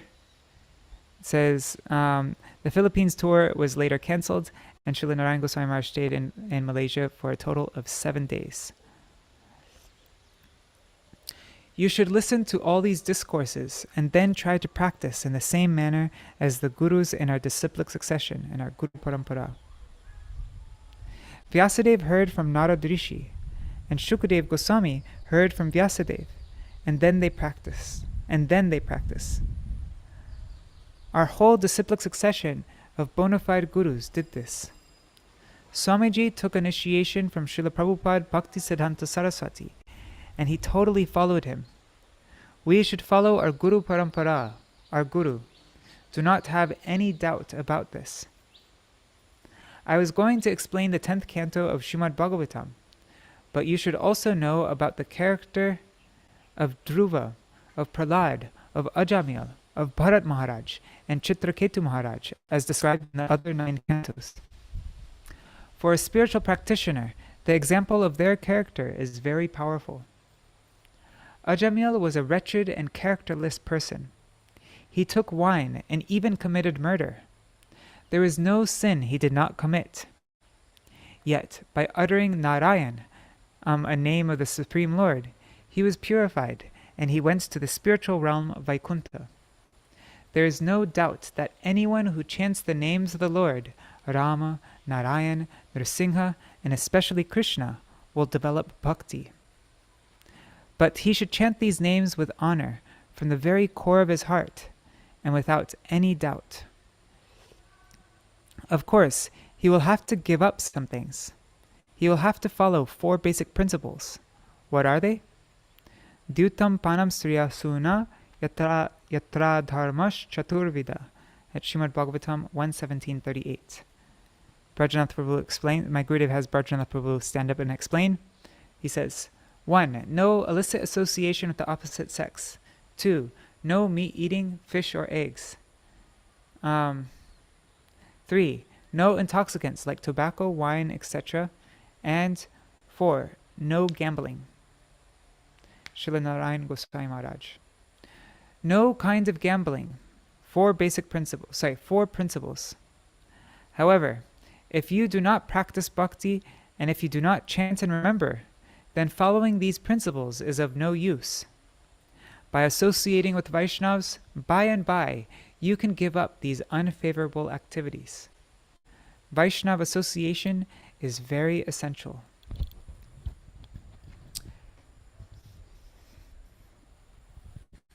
The demigods appeal to Śrī Kṛṣṇa. We witness so much mercy in the character of Krishna. Let me just check the comments real quick. If anybody needs to go, also feel totally free. Like I don't want to keep anybody here because I know I'm doing a very long reading today.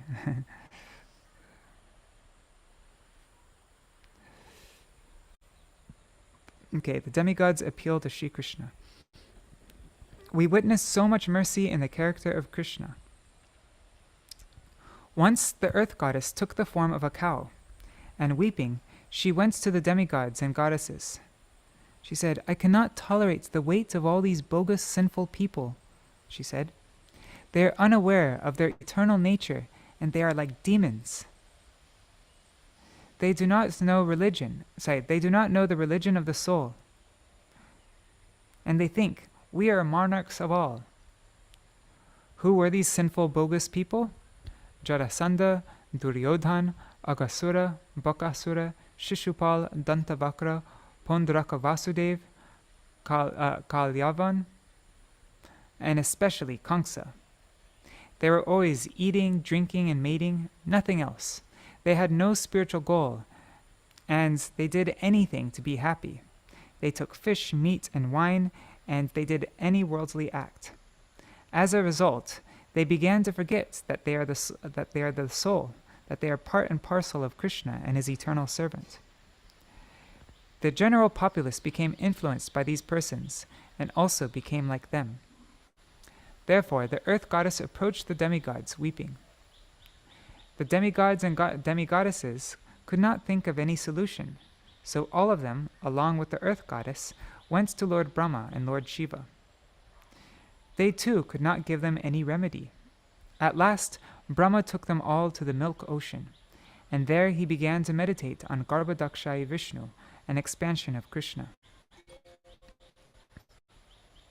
After meditating for some time, Lord Brahma heard something.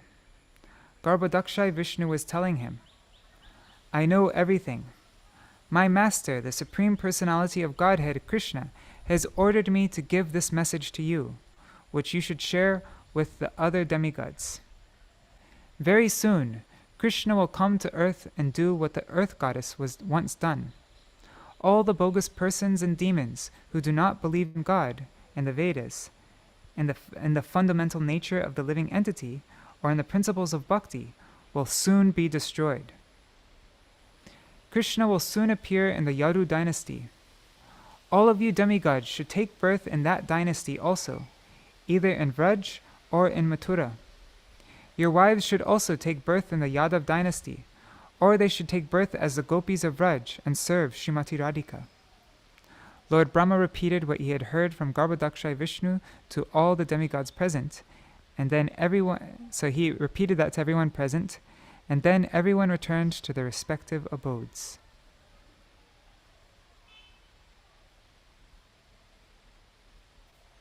One second.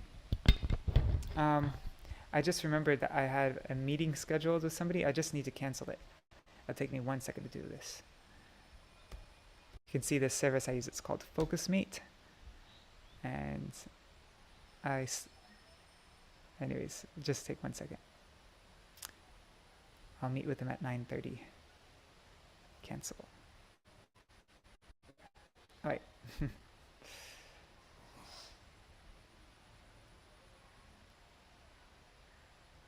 Actually, I'm going to cancel these 2 sessions also.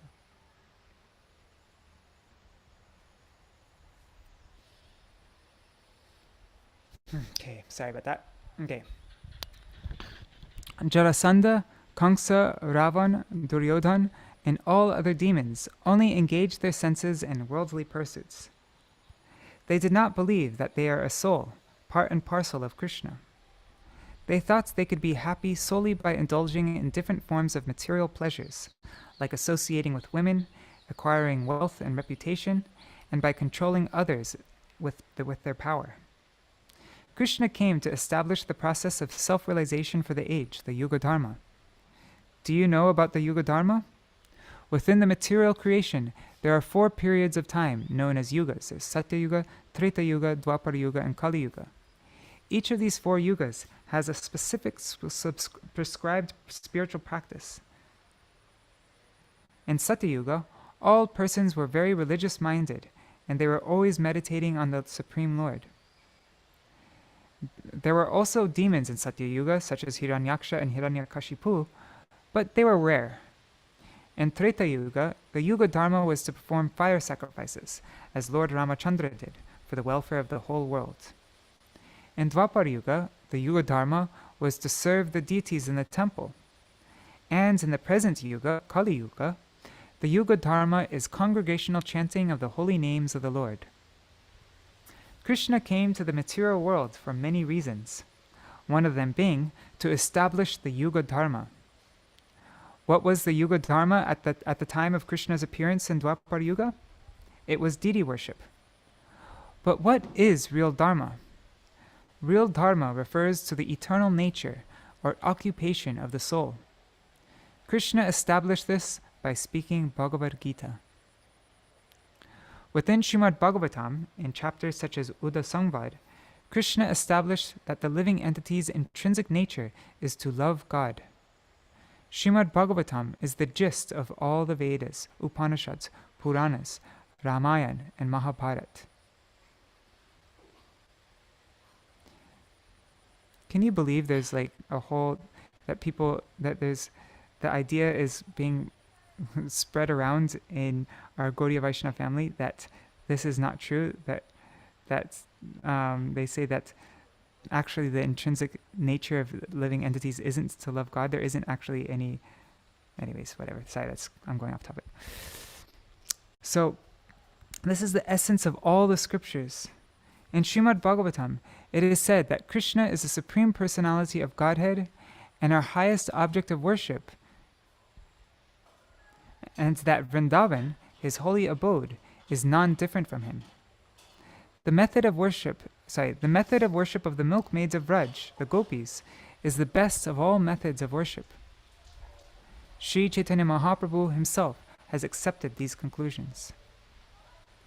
Aradhyo Bhagavan Vrajeshatanayas Tadhama Vrindavanam Ramya Kachirupasana Vrajavadhu Vargena Ya Kalpita Srimad Bhagavatam Pramanamamalam Prema Pumarto Muhan Śrī Chaitanya Mahaprabhor Matamidam Tatradharo Na Para.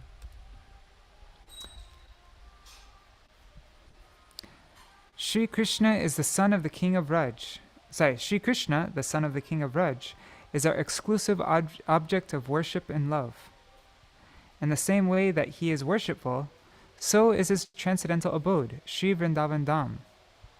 The mood in which the young brides of Vraj, the gopis headed by Srimati Radhika, worship him is the highest and ultimate form of love of God. Srimad Bhagavatam alone is the immaculate scriptural evidence of this. Pure love for Krishna is the supreme objective of life, beyond mundane religiosity, economic development, sense gratification, and impersonal liberation. This is the conception of Śrī Chaitanya Mahaprabhu. We hold this conclusion in supreme regard, and have no inclination or respect for any other conclusion or cheating opinions. Starting to rain. Actually, Krishna came to establish the religion of love for God, and he established it. Uddhav realized it by associating with the gopis. Krishna himself said, Naparayeham niravadya sangyujam swasadu krityam vibudayushapiva yama bhajandur jaya geha shrinkala Samvrishchatarva pratiyatu sadhuna. That's Srimad Bhagavatam 10:32-22. This is my Gurudev's favorite verse of Srimad Bhagavatam. My darling gopis, your meeting me is innocent and immaculate in every respect, because it is devoid of even a single iota of desire for your own happiness. It is overflowing with supremely pure love. Although the bonds of affection for the members of one's own home are impossible to overcome, you have completely demolished them. Thus, for loving service to me, you have transgressed the moral laws of this world. Even if I lived as long as the gods, I would be unable to requite even one drop of your love. Even one drop of your love, sacrifice, and service. All of you may free me from debt simply by your own gentle nature. but I am forever the debtor of your prem and will always continue to be. I can never repay the gopis, never. Krishna feels he cannot possibly repay the gopis for their selfless service, even if he were to have hundreds of thousands of births as Indra or others with extended longevity. In actuality, Srimad Bhagavatam speaks of the gopis, especially of Srimati Radhika's intrinsic love for Krishna. Although Srimati Radhika's name is not directly mentioned within the Srimad Bhagavatam, her name is there everywhere. Now again comes the question, how did Krishna come to the earth planet? In India, the Yadu dynasty is still present today. Before Krishna appeared in the Yadu dynasty, there was a king named Ajamir. He had 2 wives. One was in a dynasty of those in the administrative military class, the Kshatriyas. The other wife was in the lineage of cowherd people, Gopas and Gopis. From the Kshatrayini lineage came Shurasen, and from the Shurasen came Vasudeva Maharaj of Mathura. From the Gopis' womb came Parjanya, and from Parjanya came Nanda Baba of Raj. So actually, Nanda Baba and Vasudeva Maharaj are brothers. Well, they're cousins, right? In Indian culture, a cousin is often referred to as one's brother or sister. Yes. One is a Gopa and one is a Kshatriya, but they are brothers. Kamsa's father, King Ugrasen, had a brother named Devaka, and Devaka had a daughter named Devaki. When Devaki had attained maturity, her marriage ceremony was performed, in which she was married to Vasudeva Maharaj. Kamsa was so happy that his sister was going to be married. After the marriage, Kamsa was so happy that his sister was going to be married. After the marriage ceremony, Kamsa gladly sat his sister and brother-in-law on a golden chariot, which he drove with his own hands. Kamsa held the reins of the chariot in his left hand and a whip in his right, and he carried a sword in his belt. His sister and brother-in-law wore the beautiful dress and decoration of a bride and bridegroom. As the chariot proceeded toward the home of Vasudeva Maharaj, suddenly an aerial voice said, "O foolish Kamsa, you are ignorant. The 8th son of Devaki, whom you are now carrying on the chariot, will kill you." Hearing this, Kamsa immediately jumped down from the chariot. Dropping the horse's reins and his whip, he took the sword from his belt. Taking the hair of Devaki in his left hand and raising his sword in his right, he cried, "I will kill you!" He was thinking, if Devaki is killed, there will be no 1st, 2nd, 3rd, 4th, 5th, 6th, 7th, or 8th son to kill me. This is a symptom of one who is Gnostic. What is the meaning of a Gnostic? Devotees, atheist. Srila Narayan Goswami Maharaj. Atheist, one who does not believe in God. Kamsa knew that what this aerial voice spoke would come true, but he thought, I will make this prediction false by killing Devaki. He never thought, if the aerial voice speaks the truth, then how can I stop it? In fact, Kamsa was unable to kill her, but still he said, I will make this prediction false, and he took up his sword. An atheist thinks, there is no God, there is no controller of this world. I am the controller of this world. I can do anything I wish. But really, he cannot. In the meantime, Krishna inspired Vasudeva to turn to Kamsa and say, Oh, why do you want to kill her? You are very much a coward. You fear a lady? Only a coward can kill a woman. Any strong, noble personality would never do such a thing. Yet, you want to kill not just any lady, but your very dear darling sister. You must not kill her. But her 8th son will come and kill me, Kamsa said. Vasudeva believed this, and he believed that Devaki would surely have an 8th son. He was unable to make a false statement to Kamsa. He had strong faith that what the aerial voice spoke must come true. He thought, I should be an instrument. Surely the 8th son will come. Vasudeva said to Kamsa, "You know well that anyone who takes birth will eventually die. Even if Devaki lives for 100 years or more, eventually she will die. Why kill her? You know that you will also die, Why are you fearing death? Also, I have decided to give you all of my sons. Not only one, I will give you all my sons, not only the 8th. I will give you any son that is born to us, and you can put him to death. Why kill your sister?" Kamsa trusted the words of Vasudeva Maharaj because he knew that he was a very religious person and would not fail to honor his word. Kamsa thus set Vasudeva and Devaki free, but he kept a close watch on them. After some time, the first son was born. Vasudeva picked him up and gave him to Maharaj Kamsa, who said, "I do not fear this son. There is no sense in my sinning unnecessarily," and he set the child free. But Vasudeva Maharaj was not convinced. He knew that such persons can change their minds at any moment. Sometimes they become angry, and sometimes they take pity on others. Sometimes they laugh, and sometimes they are fearful. They are very fearful. Nothing is certain. In the meantime, Narad Rishi came there and said, "My dear son Kamsa, you are a very foolish person. You know that the 8th son will be born and that the other 7 sons will grow bigger and bigger and help the 8th son kill you. They will help the 8th son to kill you. Vishnu knows much about politics, and he is very tricky. He may count in such a way that the 7th child will be the 8th. We cannot say which of Vasudeva's sons Vishnu will consider the 1st, 2nd, 3rd, and so on. Therefore, you should kill all of his sons." Why did Narad do this? Because it would take at least 10 years for the 8th son to come, which is a very long time. There's a footnote here. The pastimes of the Supreme Lord exist beyond the realm of material logic. O Arjuna, my birth and activities are transcendental. Bhagavad Gita 4.9. By then, Kamsa would have destroyed the whole world. Kamsa should be killed before that, very soon.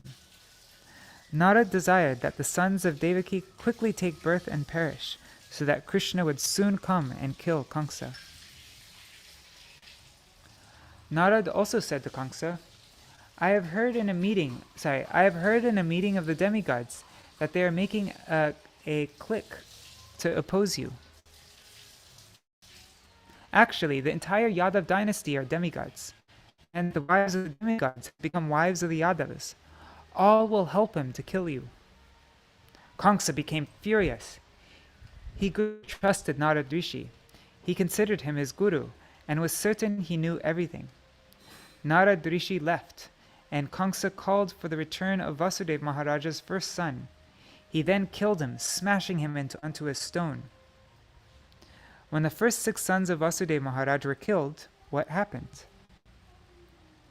Then my Gurudev says to Naveen Krishna Brahmachari, you should speak something. Śrī Kṛṣṇa is born in Gokul. Naveen Krishna Brahmachari. After the first 6 sons were killed by Kamsa, Devaki again became pregnant. Krishna was to come as the 8th son of Devaki, but whenever the Supreme Lord descends to the earth planet, his transcendental abode manifests. So, first Baladev Prabhu, who embodies the reality of the Lord's transcendental realm, he appeared in the womb of Mother Devaki as her 7th child. Simultaneously, he entered the womb of Rohini Devi, another wife of Vasudeva Maharaj, in his original complete form. The form of Baladeva in Devaki's womb was an expansion of that original form. Vasudeva Maharaj thought, Kamsa is so wicked-minded. If Rohini Devi remains in Mathura and gives birth to her child there, then he could kill her offspring as well as Devaki's. It is better that I send her to Gokul Vraj, where she can stay with Nanda and Yashoda. Vasudeva Maharaj therefore arranged to send her there. Meanwhile, about 6 months into the pregnancy, Krishna ordered the personification of his internal spiritual potency, Yogamaya Devi to transfer the baby into the womb of Devaki Devi. To transfer the baby in the womb of Devaki Devi to the womb of Rohini. Baladev, the son of Devaki, thus merged into his complete form in the womb of Rohini. Thus, the two Baladevs combined and became one. Similarly, Krishna simultaneously entered the womb of Devaki Devi and the womb of Mother Yashoda Devi. Baladev took birth in Vraj from Mother Rohini's womb 8 days prior to Krishna's birth. The day of Baladev's birth is called Raksha Bandhan, or Baladev Purnima. 8 days after Baladev's birth in Vraj, Krishna appeared in both Mathura and Gokul Vraj. In Mathura, he appeared in a 4-armed Narayan form, 16 years of age. He wore a crown on his head and was adorned with many ornaments. In his 4 hands he held a conch shell, the Sudarshan chakra disc, a club, and a lotus flower respectively. On the same day, in Gokul, Krishna took birth from the womb of Mother Yashoda in a 2-armed form. Krishna never took birth in Mathura from the womb of Devaki Devi. He manifested there. It is quite impossible for a baby to be 16 years old when he comes from his mother's womb. When a normal baby takes birth, he is not wearing any ornaments, and he does not carry a club, a conch shell, lotus, or Sudarshan chakra. It is not possible to take birth from a mother's womb in this way. Therefore, Krishna only appeared in Mathura. He did not take birth. He manifested there in the form of 4-armed Vishnu, or Narayan. On the same day in Vraj, however, Krishna actually took birth from Mother Yashoda's womb. A few minutes later, Yashoda Maya Devi, the personification of his spiritual potency, also took birth from that same womb. Because Mother Yashoda was tired from the first birth, she did not know that she had given birth to 2 children. Meanwhile, in the jail of Kamsa, Vasudev Maharaj and Devaki Devi were praying to Krishna with folded hands. Krishna then gave them remembrance of their previous births, in which they were Kashyapa and Aditi, who had performed severe austerities. And before that, they were Prishni and Sutapa, who had also performed much austerity. By all these austerities, they had satisfied Lord Vishnu, and he appeared before them. Vishnu then told them to ask for a benediction, and they said, "We want a son exactly like you." Vishnu replied, "It is mentioned in the scripture in the Shvetashvatar Upanishad 6.8, Natasya karyam karanam cha vidyate, natat shamascha bhyadikascha drishyate, parasya shaktir vividai vashuyate, sabhaviki jnana palakriya cha." He does not have any mundane work to perform, nor does he possess material senses. There is no one like him, and certainly no one is greater than him. He has an eternal and natural superior energy that is manifested in various ways, and is the source of knowledge, strength, and activity. Because you have asked for the benediction of having a son exactly like me, and because no one is equal to me, I will have to personally come as your son. Krishna in his 4-armed form thus appeared before Vasudeva and Devaki in Kamsa's jail in Mathura.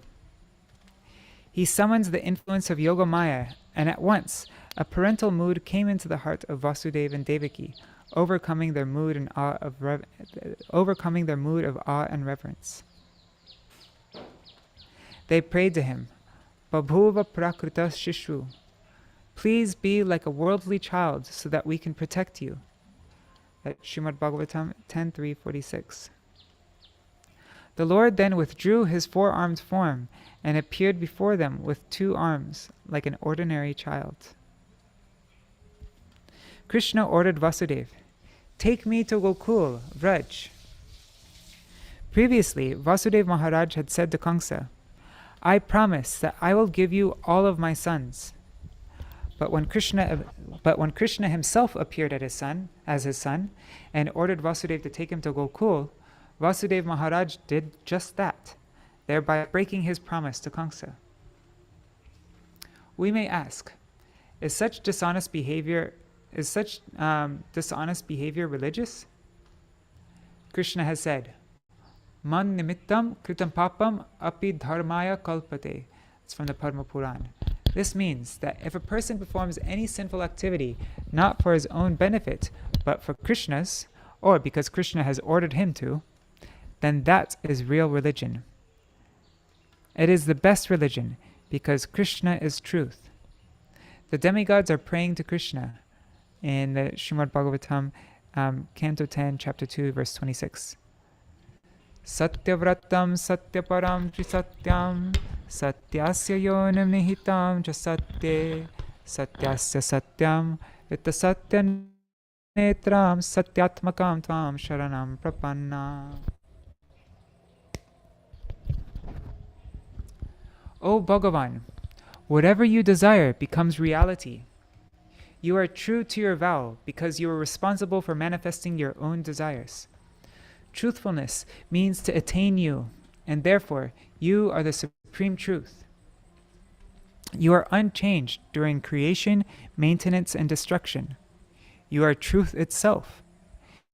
You are the root cause of the 5 major ingredients of creation: earth, water, fire, air, and space. After these elements are again manifested during creation, you are present within them as the indwelling supersoul. And after devastation, only you remain. You are the origin of both truthful speech and equal vision. Therefore, we are taking shelter of you, who are the original form of the absolute truth. Therefore, when Krishna was in the womb of Devaki, the demigods prayed to him, "You are truth, past, present, and future. You are the embodiment of truth." Obeying Krishna's order, Vasudeva Maharaj took Krishna to Gokul. As he approached the river Yamuna, he saw that Yamuna was flooding. How can I carry this boy across?" he thought. "It is not possible." While he was considering what to do, Yogamaya Devi appeared there in the form of a jackal and So while he was considering what to do, Yogamaya Devi appeared there in the form of a jackal and swam across the Yamuna river. When Vasudeva saw this, he thought, "Oh, there's not so much water. If a jackal can effortlessly cross, then I can also." And that's an example of Guru Tattva. Guru Tattva leads the way, we follow behind him. Vasudeva Maharaj picked up baby Krishna and entered the Yamuna. Heavy rain continued to pour, and bright flashes of lightning lit up the night sky. Baladev Prabhu, in the form of Anantadev, the giant transcendental Baladev Prabhu in the form of Anantadev, the giant transcendental snake with thousands of hoods, he covered Vasudeva Maharaj and baby Krishna with his hoods, protecting them from the torrential rainfall. Due to the influence of Yogamaya Devi, Vasudeva Maharaj was not aware of Anandadev's protective presence above him. As Vasudeva was crossing the river Yamuna, and the water level rose higher and higher, because Yamuna Devi was very dear to touch the lotus feet of Krishna. At first, Vasudeva Maharaj carried Krishna in his arms, but after some time, he placed Krishna on his head. Just as Vasudeva Maharaj was about to disappear under the water's surface, Krishna thought, "Oh, this is very hard for my father." He then touched Yamuna Devi with his feet. Yamuna Devi became satisfied, and her waters receded, allowing Vasudeva and Krishna to easily cross. Upon reaching the other side of the river Yamuna, Vasudeva Maharaj immediately took Krishna to Gokul to stay. Meanwhile, in Gokul, I'm starting to get a bit tired, guys. 2 children had just been born from the womb of Yashoda. There's one boy, Krishna, and one girl, Yogamaya. But when Vasudeva Maharaj arrived at the home of Yashoda and Nanda Baba in Gokul, He was unaware that Yashoda had given birth to 2 children. By the influence of Yogamaya, he saw only the baby girl. Following the order Krishna had given him in Mathura, Vasudeva placed his baby boy Krishna, the son of Devaki, in the home of Nanda Baba, and Yashoda and Gokul. So Vasudeva placed his baby boy Krishna, the son of Devaki, in the home of Nanda Baba and Yashoda and Gokul. He thought, "I am keeping my son here." As he left, he picked up the newborn baby girl, Yogamaya, and returned with her to Kamsa's jail in Mathura. Upon reaching Kamsa's prison, the locked jail door again opened automatically, as it had done when Vasudeva Maharaj had left the jail. Krishna, the son of Vasudeva and Devaki, is an expansion of that Krishna who took birth from the womb of Mother Yashoda and Vraj. When Vasudeva brought his son to Gokul and placed him in the house of Nanda Baba, his son merged into that Krishna who is the son of Nanda and Yashoda. But no one would perceive this. Mother Yashoda also did not know that Vasudeva Maharaj had taken her newborn baby daughter, Yogamaya, and left his own son with her. No one was conscious of this incident. That morning in Mathura, as baby Yogamaya was crying, all the watchmen informed Kamsa that the 8th child of Vasudeva and Devaki had taken birth the night before. Kamsa was sleeping, but he immediately awoke and came there. Devaki Devi tried her level best to hide the baby girl, who was not her own daughter, and she tried to protect this baby girl from Kamsa. She pleaded with Kamsa, "Oh brother, this is not a boy, it is a girl. The aerial voice said that it will be the 8th son who will kill you. So don't kill her. I have one suggestion. I can marry my daughter to your son, and then she will be your daughter-in-law. But do not kill this baby girl." Kamsa had no compassion for Vasudeva and Devaki. With a desire to smash the baby girl against a rock, he tried to snatch her from Devaki's lap. But she somehow slipped from his grasp, and she flew into the baby somehow slipped from Kamsa's grasp and flew into the sky, assuming an 8-armed form. "Oh, you foolish Kamsa," she cried. "How can you kill me? Your killer has already taken birth elsewhere." Kamsa was astonished. He realized, this baby girl who just ascended into the sky has revealed her true form. Indeed, she is my worshipable deity, Durga Devi, the goddess of material energy. Kamsa strongly believes that his worshipful deity could never tell any lie, and so he thought, surely my killer has already taken birth somewhere else. Kamsa immediately called an assembly and told those present the whole story. He said, "My worshipable deity has declared that my killer has already taken birth. So how can we kill her? So how can we kill my killer?" He arranged another meeting with Putana, Aghasura, Bakasura, and all the other demons. They concluded that they would kill any babies who had taken birth in the last 8 to 10 days. Putana made a special vow, I shall take the main responsibility for this. Hare Krishna, vanchakalpatarubhyashta, kripa sindhubhya evacha, patitanam pavanebhyo, vaishnavebhyo namo namaha. So that was Naveen Krishna Brahmachari, or Madhav Maharaj. Now, my Gurudev, to Prem Prayojan Das, who later became Aranya Maharaj and then again became Prem Prayojan, my Gurudev asked him, "Can you make this point clearer? Speak about Krishna's appearance in the jail of Mathura and his birth in Gokul." To the assembly of devotees, my Gurudev said, "You should try to understand this. This subject is very important. We know that Krishna has appeared in Mathura in the jail of Kamsa. In Srimad Bhagavatam also, all these facts have been written, but even though they've been written, they might they may not be clear. So, Prem Prayojandas. According to the general conception, people think that Krishna was born in Mathura. If we go to Mathura, we will see many signs pointing to Krishna's birthplace. Everyone considers Mathura to be Krishna's birthplace, and that Vasudeva carried him to Gokul. But in the scriptures, there are many statements. Krishnonyo yadu sambhuto ya purna sostata para vrindavanam parityaja svakvachin naiva gacchati. That's from Chaitanya Charitamrita Antilila, chapter 1, verse 67. The Krishna known as Yadu Kumar is Vasudeva Krishna. He is different from the Krishna who is the son of Nanda Maharaj. Yadu Kumar Krishna manifests his pastimes in the cities of Mathura and Dwarka. But Krishna, the son of Nanda Maharaj, never at any time leaves Vrindavan. Actually, Krishna never takes one step outside of Vrindavan.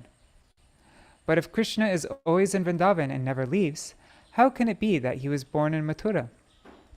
Krishnonyos yadusambhuto. We should know that the son of Vasudeva and Devaki and the son of Yashoda and Nanda Baba are not the same. The son of Yashoda and Nanda Baba is the Supreme Personality of Godhead, the Supreme Lord Śrī Kṛṣṇa in his original form. The son of Vasudeva and Devaki is called Vasudeva Krishna.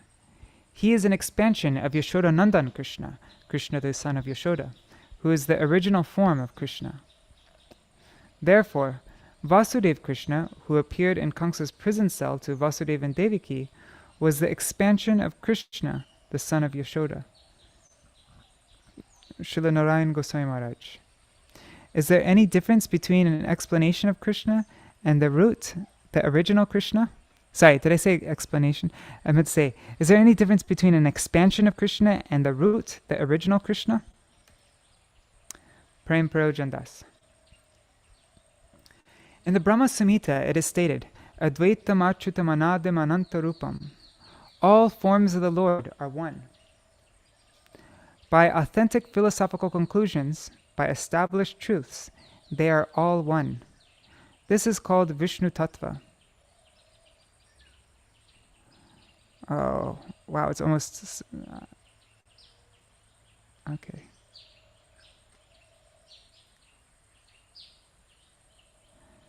Okay.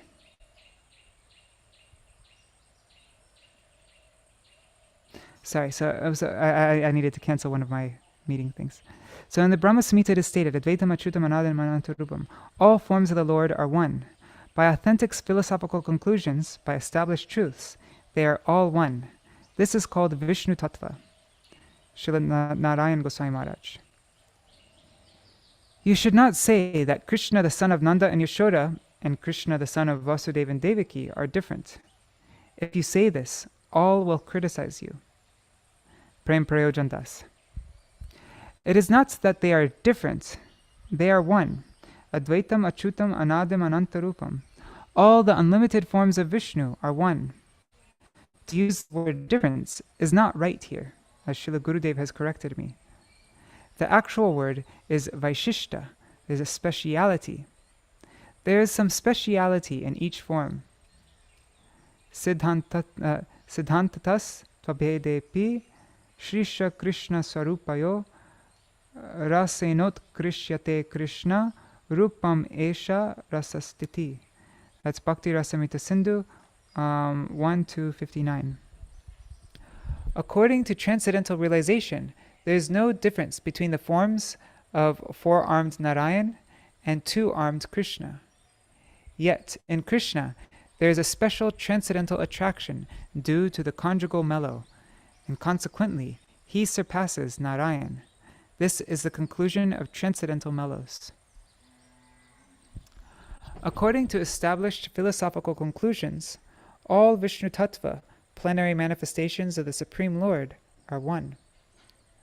But if one views each manifestation of Vishnu from the perspective of transcendental mellows, then one will see that Vrajendranandan Shyam Sundar Krishna, the beautiful dark-complexioned son of the king of Vraj, is the full embodiment of all mellows of transcendental love. Each form has a speciality, but this Krishna, who is the embodiment of all loving mellows, is known by names such as Vrajendranandan, Shyamasundar, Radhanath, Gopinath, Gopijana Vallabha, and Radhakanta. According to the perspective of established conclusions, Krishna's expansion is non-different from him. But according to the consideration of transcendental mellows and relationships, Krishna is the son of Vasudeva and Devaki. Krishna, the son of Vasudeva and Devaki, is not equal to Krishna, the son of Nanda and Yashoda. At exactly the same time that Vasudeva Krishna appeared in the jail of Kamsa in Mathura, Vrajendranandan Krishna also at the same time was born in a natural way from the womb of Mother Yashoda in Gokul. Therefore, even though it is said by common people that Mathura is the birthplace of Krishna, he was not actually born there. He only appeared there, and his true birthplace is Gokul. Vasudeva Krishna appeared in the prison cell, but Yashodanandan Krishna was born in Gokul. Another reason we know Krishna was born in Gokul is because the next day, the ceremony in which the umbilical cord is cut took place there in Vrindavan. This can only take place if there is natural childbirth. Otherwise, how could they celebrate the umbilical cord cutting ceremony? This is the real proof. Therefore, this is one of the specialities that differentiates Vrajendranandan Shyam Sundar Krishna from Vasudeva Krishna. In the pastimes of Vasudeva Krishna, there is much Aishvarya. Aishvarya is generally understood to mean opulence, but the real meaning of Aishvarya is the Supreme Lord's performance of any activity that cannot be performed by a human being or demigod. If it surpasses the limitations of human beings and demigods, then that pastime is called an Aishvarya pastime. Krishna in Vraj is the Supreme Personality of Godhead, and his pastimes there are saturated in sweetness. Even though Krishna in Vraj possesses all Aishvarya, his pastimes in Vraj are not considered Aishvarya pastimes. Instead, they are called Naravat Lila, or pastimes that resemble the activities of ordinary human beings. When Vasudeva Krishna appeared in the prison cell in his four-armed, fully ornamented Narayan form, Vrajendranandan Shyam Sundar Krishna was born from the womb of Mother Yashoda and Gokul. After Krishna's appearance in Mathura, Vasudeva Maharaj prayed to him, and by the influence of Yoga Maya, a parental mood entered his heart. So Vasudeva said, "Please become like an ordinary child so that we can protect you." That Vasudeva Krishna, who appeared in a large Vishnu form, then became like a small baby. Vasudeva Maharaj was overwhelmed, feeling, "Oh, my son," and picked him up. As soon as Vasudeva picked up his son, the shackles fell from his wrists, the chains binding his legs released and fell to his feet, and all the prison doors opened. There is a teaching in this. What is that teaching? If we approach the Supreme Lord with a certain mood, with relationship, "Oh my son," "Oh my friend," or "Oh my beloved," then very quickly all the bondage of material existence will fall away. Picking up baby Vasudeva Krishna, Vasudeva Maharaj carried him out of Kamsa's dungeon and headed toward the river Yamuna. When Vasudeva arrived at Yamuna, it was flooded because of the very strong rainfall, making crossing dangerous. He did not know how to proceed or how he would cross. Still, he was determined to carry out the order of Vasudeva Krishna, who had told him, "Please take me to Gokul and exchange me with the daughter of Mother Yashoda." At that time, a jackal appeared there and began to cross the river. Vasudeva thought, "Maybe I actually can cross." There is a teaching in this also. When we try to advance in our Krishna consciousness, many obstacles will come. But if we are very determined to carry out the order of Guru and Krishna, then by their mercy some guidance will manifest and help us cross beyond those obstacles. As Vasudeva Maharaj was crossing the river, Anantadev came behind him with his many hoods and sheltered him. In the same way, if a person is determined to carry out the order of Guru and Krishna, we should know that Guru Tattva in the form of Anantadev and that person's Gurudev are with him at every moment, protecting him from many difficulties and obstacles.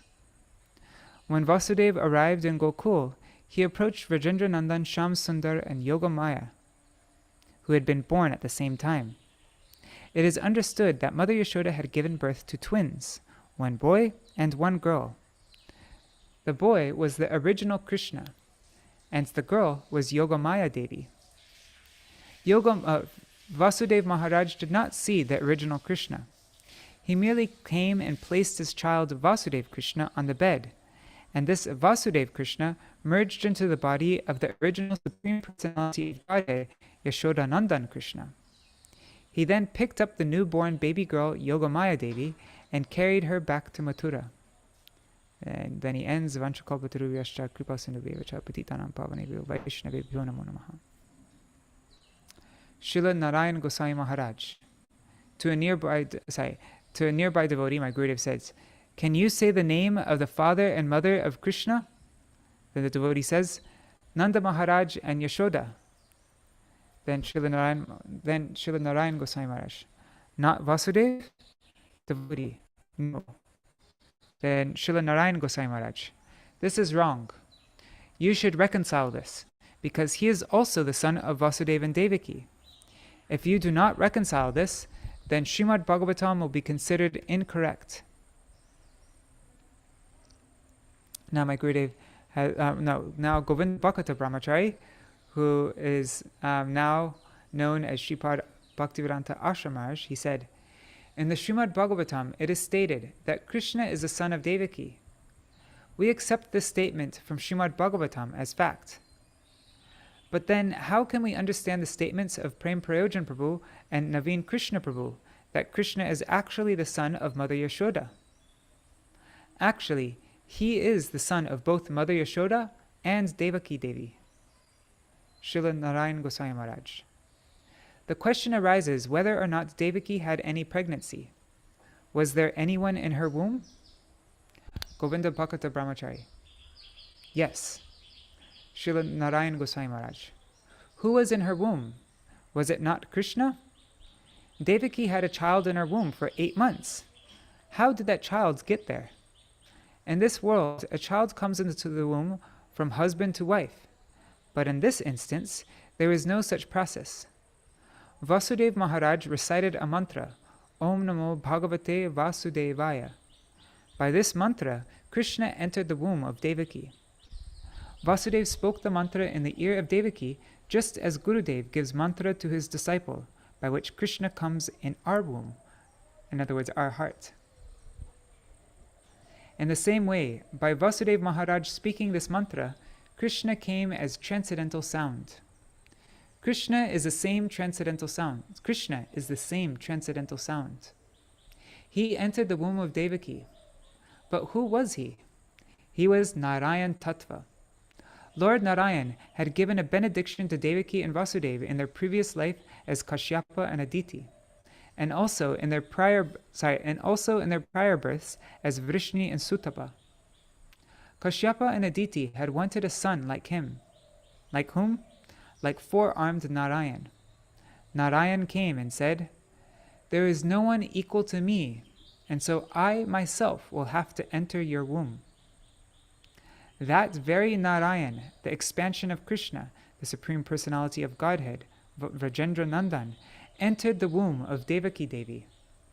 That is why Vasudeva Krishna, four-armed Krishna, appeared from her womb. Narayan never comes from a womb. He always resides in the heart. From this womb, four-armed Krishna appeared, and he is Vasudeva, Narayan Tattva, the expansion of Rajendra Nandan Krishna. According to the perspective of established truth, they are the same.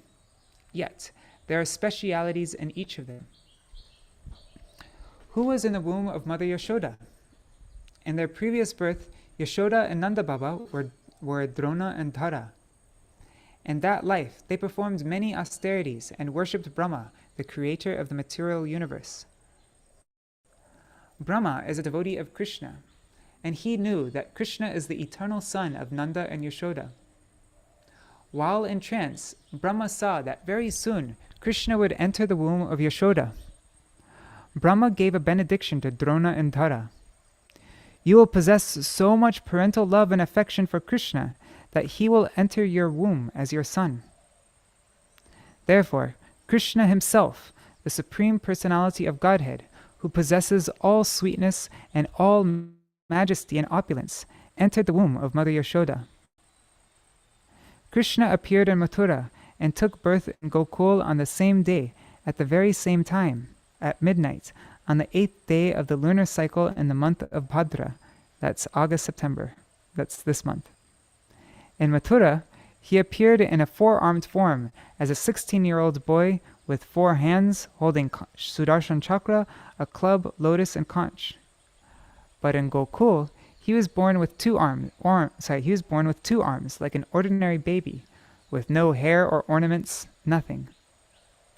When Vasudeva Maharaj took his baby boy across the Yamuna to the house of Nanda Baba, the boy merged into the 2-armed Kṛṣṇa. When Kṛṣṇa appeared in the jail of Kamsa, there was no link, no umbilical cord connecting Devaki and her son Vasudeva Kṛṣṇa. But there, in Nanda Baba's house in Vraj, there was a link between Kṛṣṇa and his mother Yashoda. In the morning, an expert lady came and cut the umbilical cord. Many Brahmin priests came and began to recite mantras. A bath was given to Kṛṣṇa. So many things were done there in Vraj, just as when any lady gives birth to a child. All procedures were performed. So many things were done there in Vraj, just as when any lady gives birth to a child. All procedures were performed. But in Mathura, nothing was done. Do you understand? Kṛṣṇa, the Supreme Personality of Godhead, came from the womb of Yashoda. On the basis of established truth of Tattva, both Kṛṣṇa and the son of Devaki and Vasudeva, and Kṛṣṇa, the son of Yashoda and Nanda Baba, both these Krishnas are the same. But from the perspective of transcendental mellow, and from the perspective of potency, Kṛṣṇa, the son of Yashoda and Nanda Baba, is superior. How is he superior? A son will sit on the lap of his mother, but when he becomes older, when he has matured, he is given in marriage to a woman and becomes her husband. He is still the same person, but when he was a little boy, he thought, "She is my mother and I am her son." When he is married, what does he think? "I am the husband of this woman," and his wife thinks, "He is my beloved husband." She cannot think of him as her son. When Kṛṣṇa is a little baby, he is like a son, and when he grows older, he is the object of all rasas, of all transcendental relationships, and he reciprocates with the devotees according to the various gradations of their love. Rajendra Nandan Kṛṣṇa is the object of all rasas, but Vasudeva Kṛṣṇa can never be. He can only be the object of affection for those who relate to him with moods of neutrality, servitude, partial parental affection, and partial friendship, but not for those with a mood of amorous affection. Therefore, Vasudeva Kṛṣṇa and Rajendra Nandan Kṛṣṇa each have their specialities. You should know that Kṛṣṇa is partly the son of Vasudeva and Devaki, but he is fully the son of Nanda and Yashoda. This is Naimitic Lila. Do you know the meaning of Naimitic Lila? Naimittika means occasional. Kṛṣṇa's eightfold daily pastimes, such as cowherding, his friendship with the cowherd boys, and Ras Lila, are all Nitya Lila. They are eternal pastimes. In Kṛṣṇa's eternal pastimes in the spiritual world, Kṛṣṇa never takes birth from the womb of Yashoda, but all think that he has. But here in this world, Kṛṣṇa performs Naimitic Lila. The killing of Kamsa, Aghasura, Bakasura, and all these demons is Naimitic Lila. They are not eternal pastimes. In Krishna's pastimes in the spiritual world, there is a mood that these pastimes have taken place. That Kṛṣṇa is there, but the actual form of Kṛṣṇa is not there. Kṛṣṇa can never enter Krishna's transcendental pastimes in the spiritual world, but there may be a mood or conception he is present. All the Vrajvasis think, Krishna has gone to Mathura and killed Kṛṣṇa. Now he has returned from Mathura. But this is due to Krishna's pastimes in this world. Krishna's pastimes related to killing Kṛṣṇa, his appearance before Devaki, and his birth from the womb of Yashoda are seen only in his pastimes in this world, not in the spiritual world. All the Vrajvasis understand that Krishna has taken birth just 1 month ago, or 2 months, 6 years, or 9 years ago. But the actual pastime did not take place. When you do bhajan, when you perform real internal service and worship, and become mature in your bhajan, then you will cross this infant stage of being a neophyte devotee and become an intermediate devotee. Then you will realize something of what we have spoken. And then, when you attain the stage of being a devotee on the topmost platform, you will realize more. Finally, when you totally give up this body and go to the transcendental world, you will realize all these things. Before this, you should know all philosophical conclusions and try to believe in them. Okay, so that's the end of this chapter 2. And tomorrow we will read chapter 3. We'll read about the festival that Nanda Maharaj had on Krishna's birth. But yeah, we'll read tomorrow on Nandotsav. And also, tomorrow is the auspicious, very auspicious, most auspicious day of Srila Bhaktivedanta Swami Prabhupada's appearance in this world. So we'll read about Nandotsav, and we'll also read about Srila Bhaktivedanta Swami Prabhupada. All right, and I'm just, and I missed this comment Shubhananda Prabhu was saying. He was thinking of how Śrī Chaitanya Mahaprabhu celebrated Janmashtami in Chaitanya Charitamrita, and then I just read it because Rup Manjari also, she recommended that. So he says, thanks Rup Manjari Didi. Cool.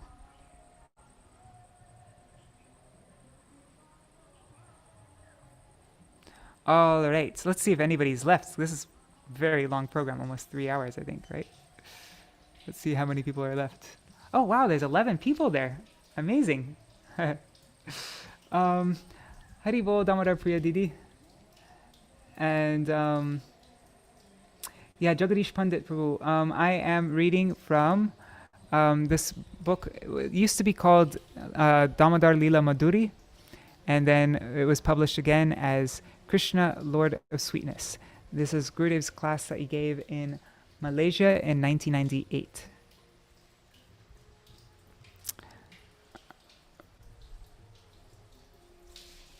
Rup Manjari is saying she'll listen to the rest later. She has to pause, but please sing Keshav Ashtakam.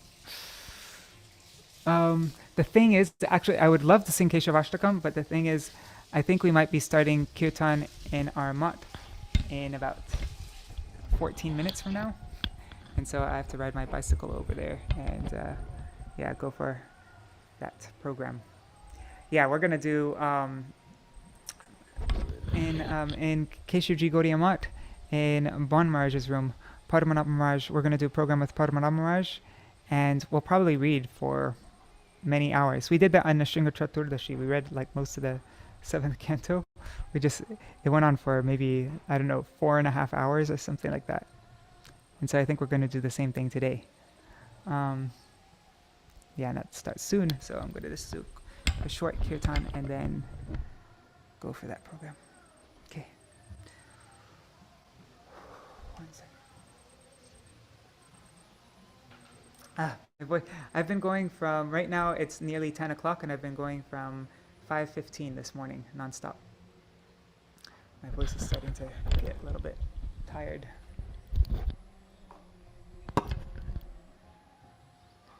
Okay.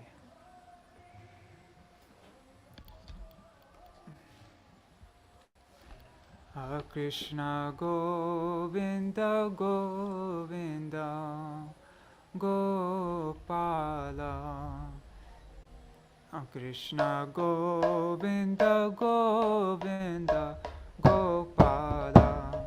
Krishna Govinda Govinda Gopala. Krishna Govinda Govinda Gopala. Krishna Govinda Govinda Gopala. Krishna Govinda Govinda Gopala. Murali Manohara Nanda Lala. Murali Manohara Nanda Lala.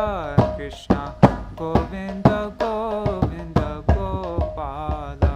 Krishna Govinda Govinda Gopala. I want to sing one short kirtan. This is a nice one. By Bhaktivinoda Thakur.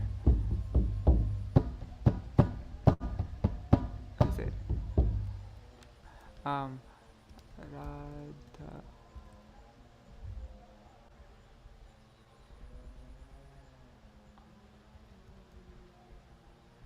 Okay, yeah, let's sing this one quickly.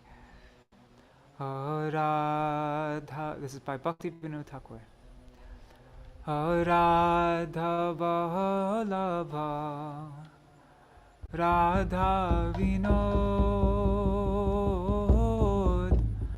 Radha Madhava Radha Pramod Radha Vallabha Radha Vinod Radha Madhava Radha Pramod Radha Ramana Radha Nath Radha Varanamoda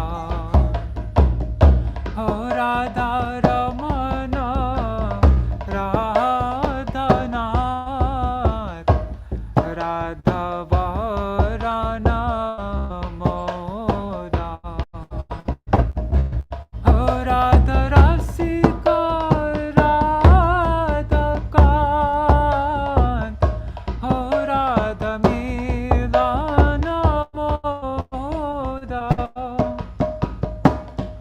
Radha Vallabha Radha Vinod Radha Madhava Radha Pramod Radha Vallabha Radha Vinod Radha Madhava Radha Pramod Hare Krishna Krishna Krishna Hare Hare Hare Rama Rama Rama Hare Hare Hare Krishna Krishna Krishna Hare Hare Hare Rama Rama Rama Hare Hare Hare Krishna Krishna Krishna Hare Hare Hare Rama Rama Rama Hare Hare Hare Krishna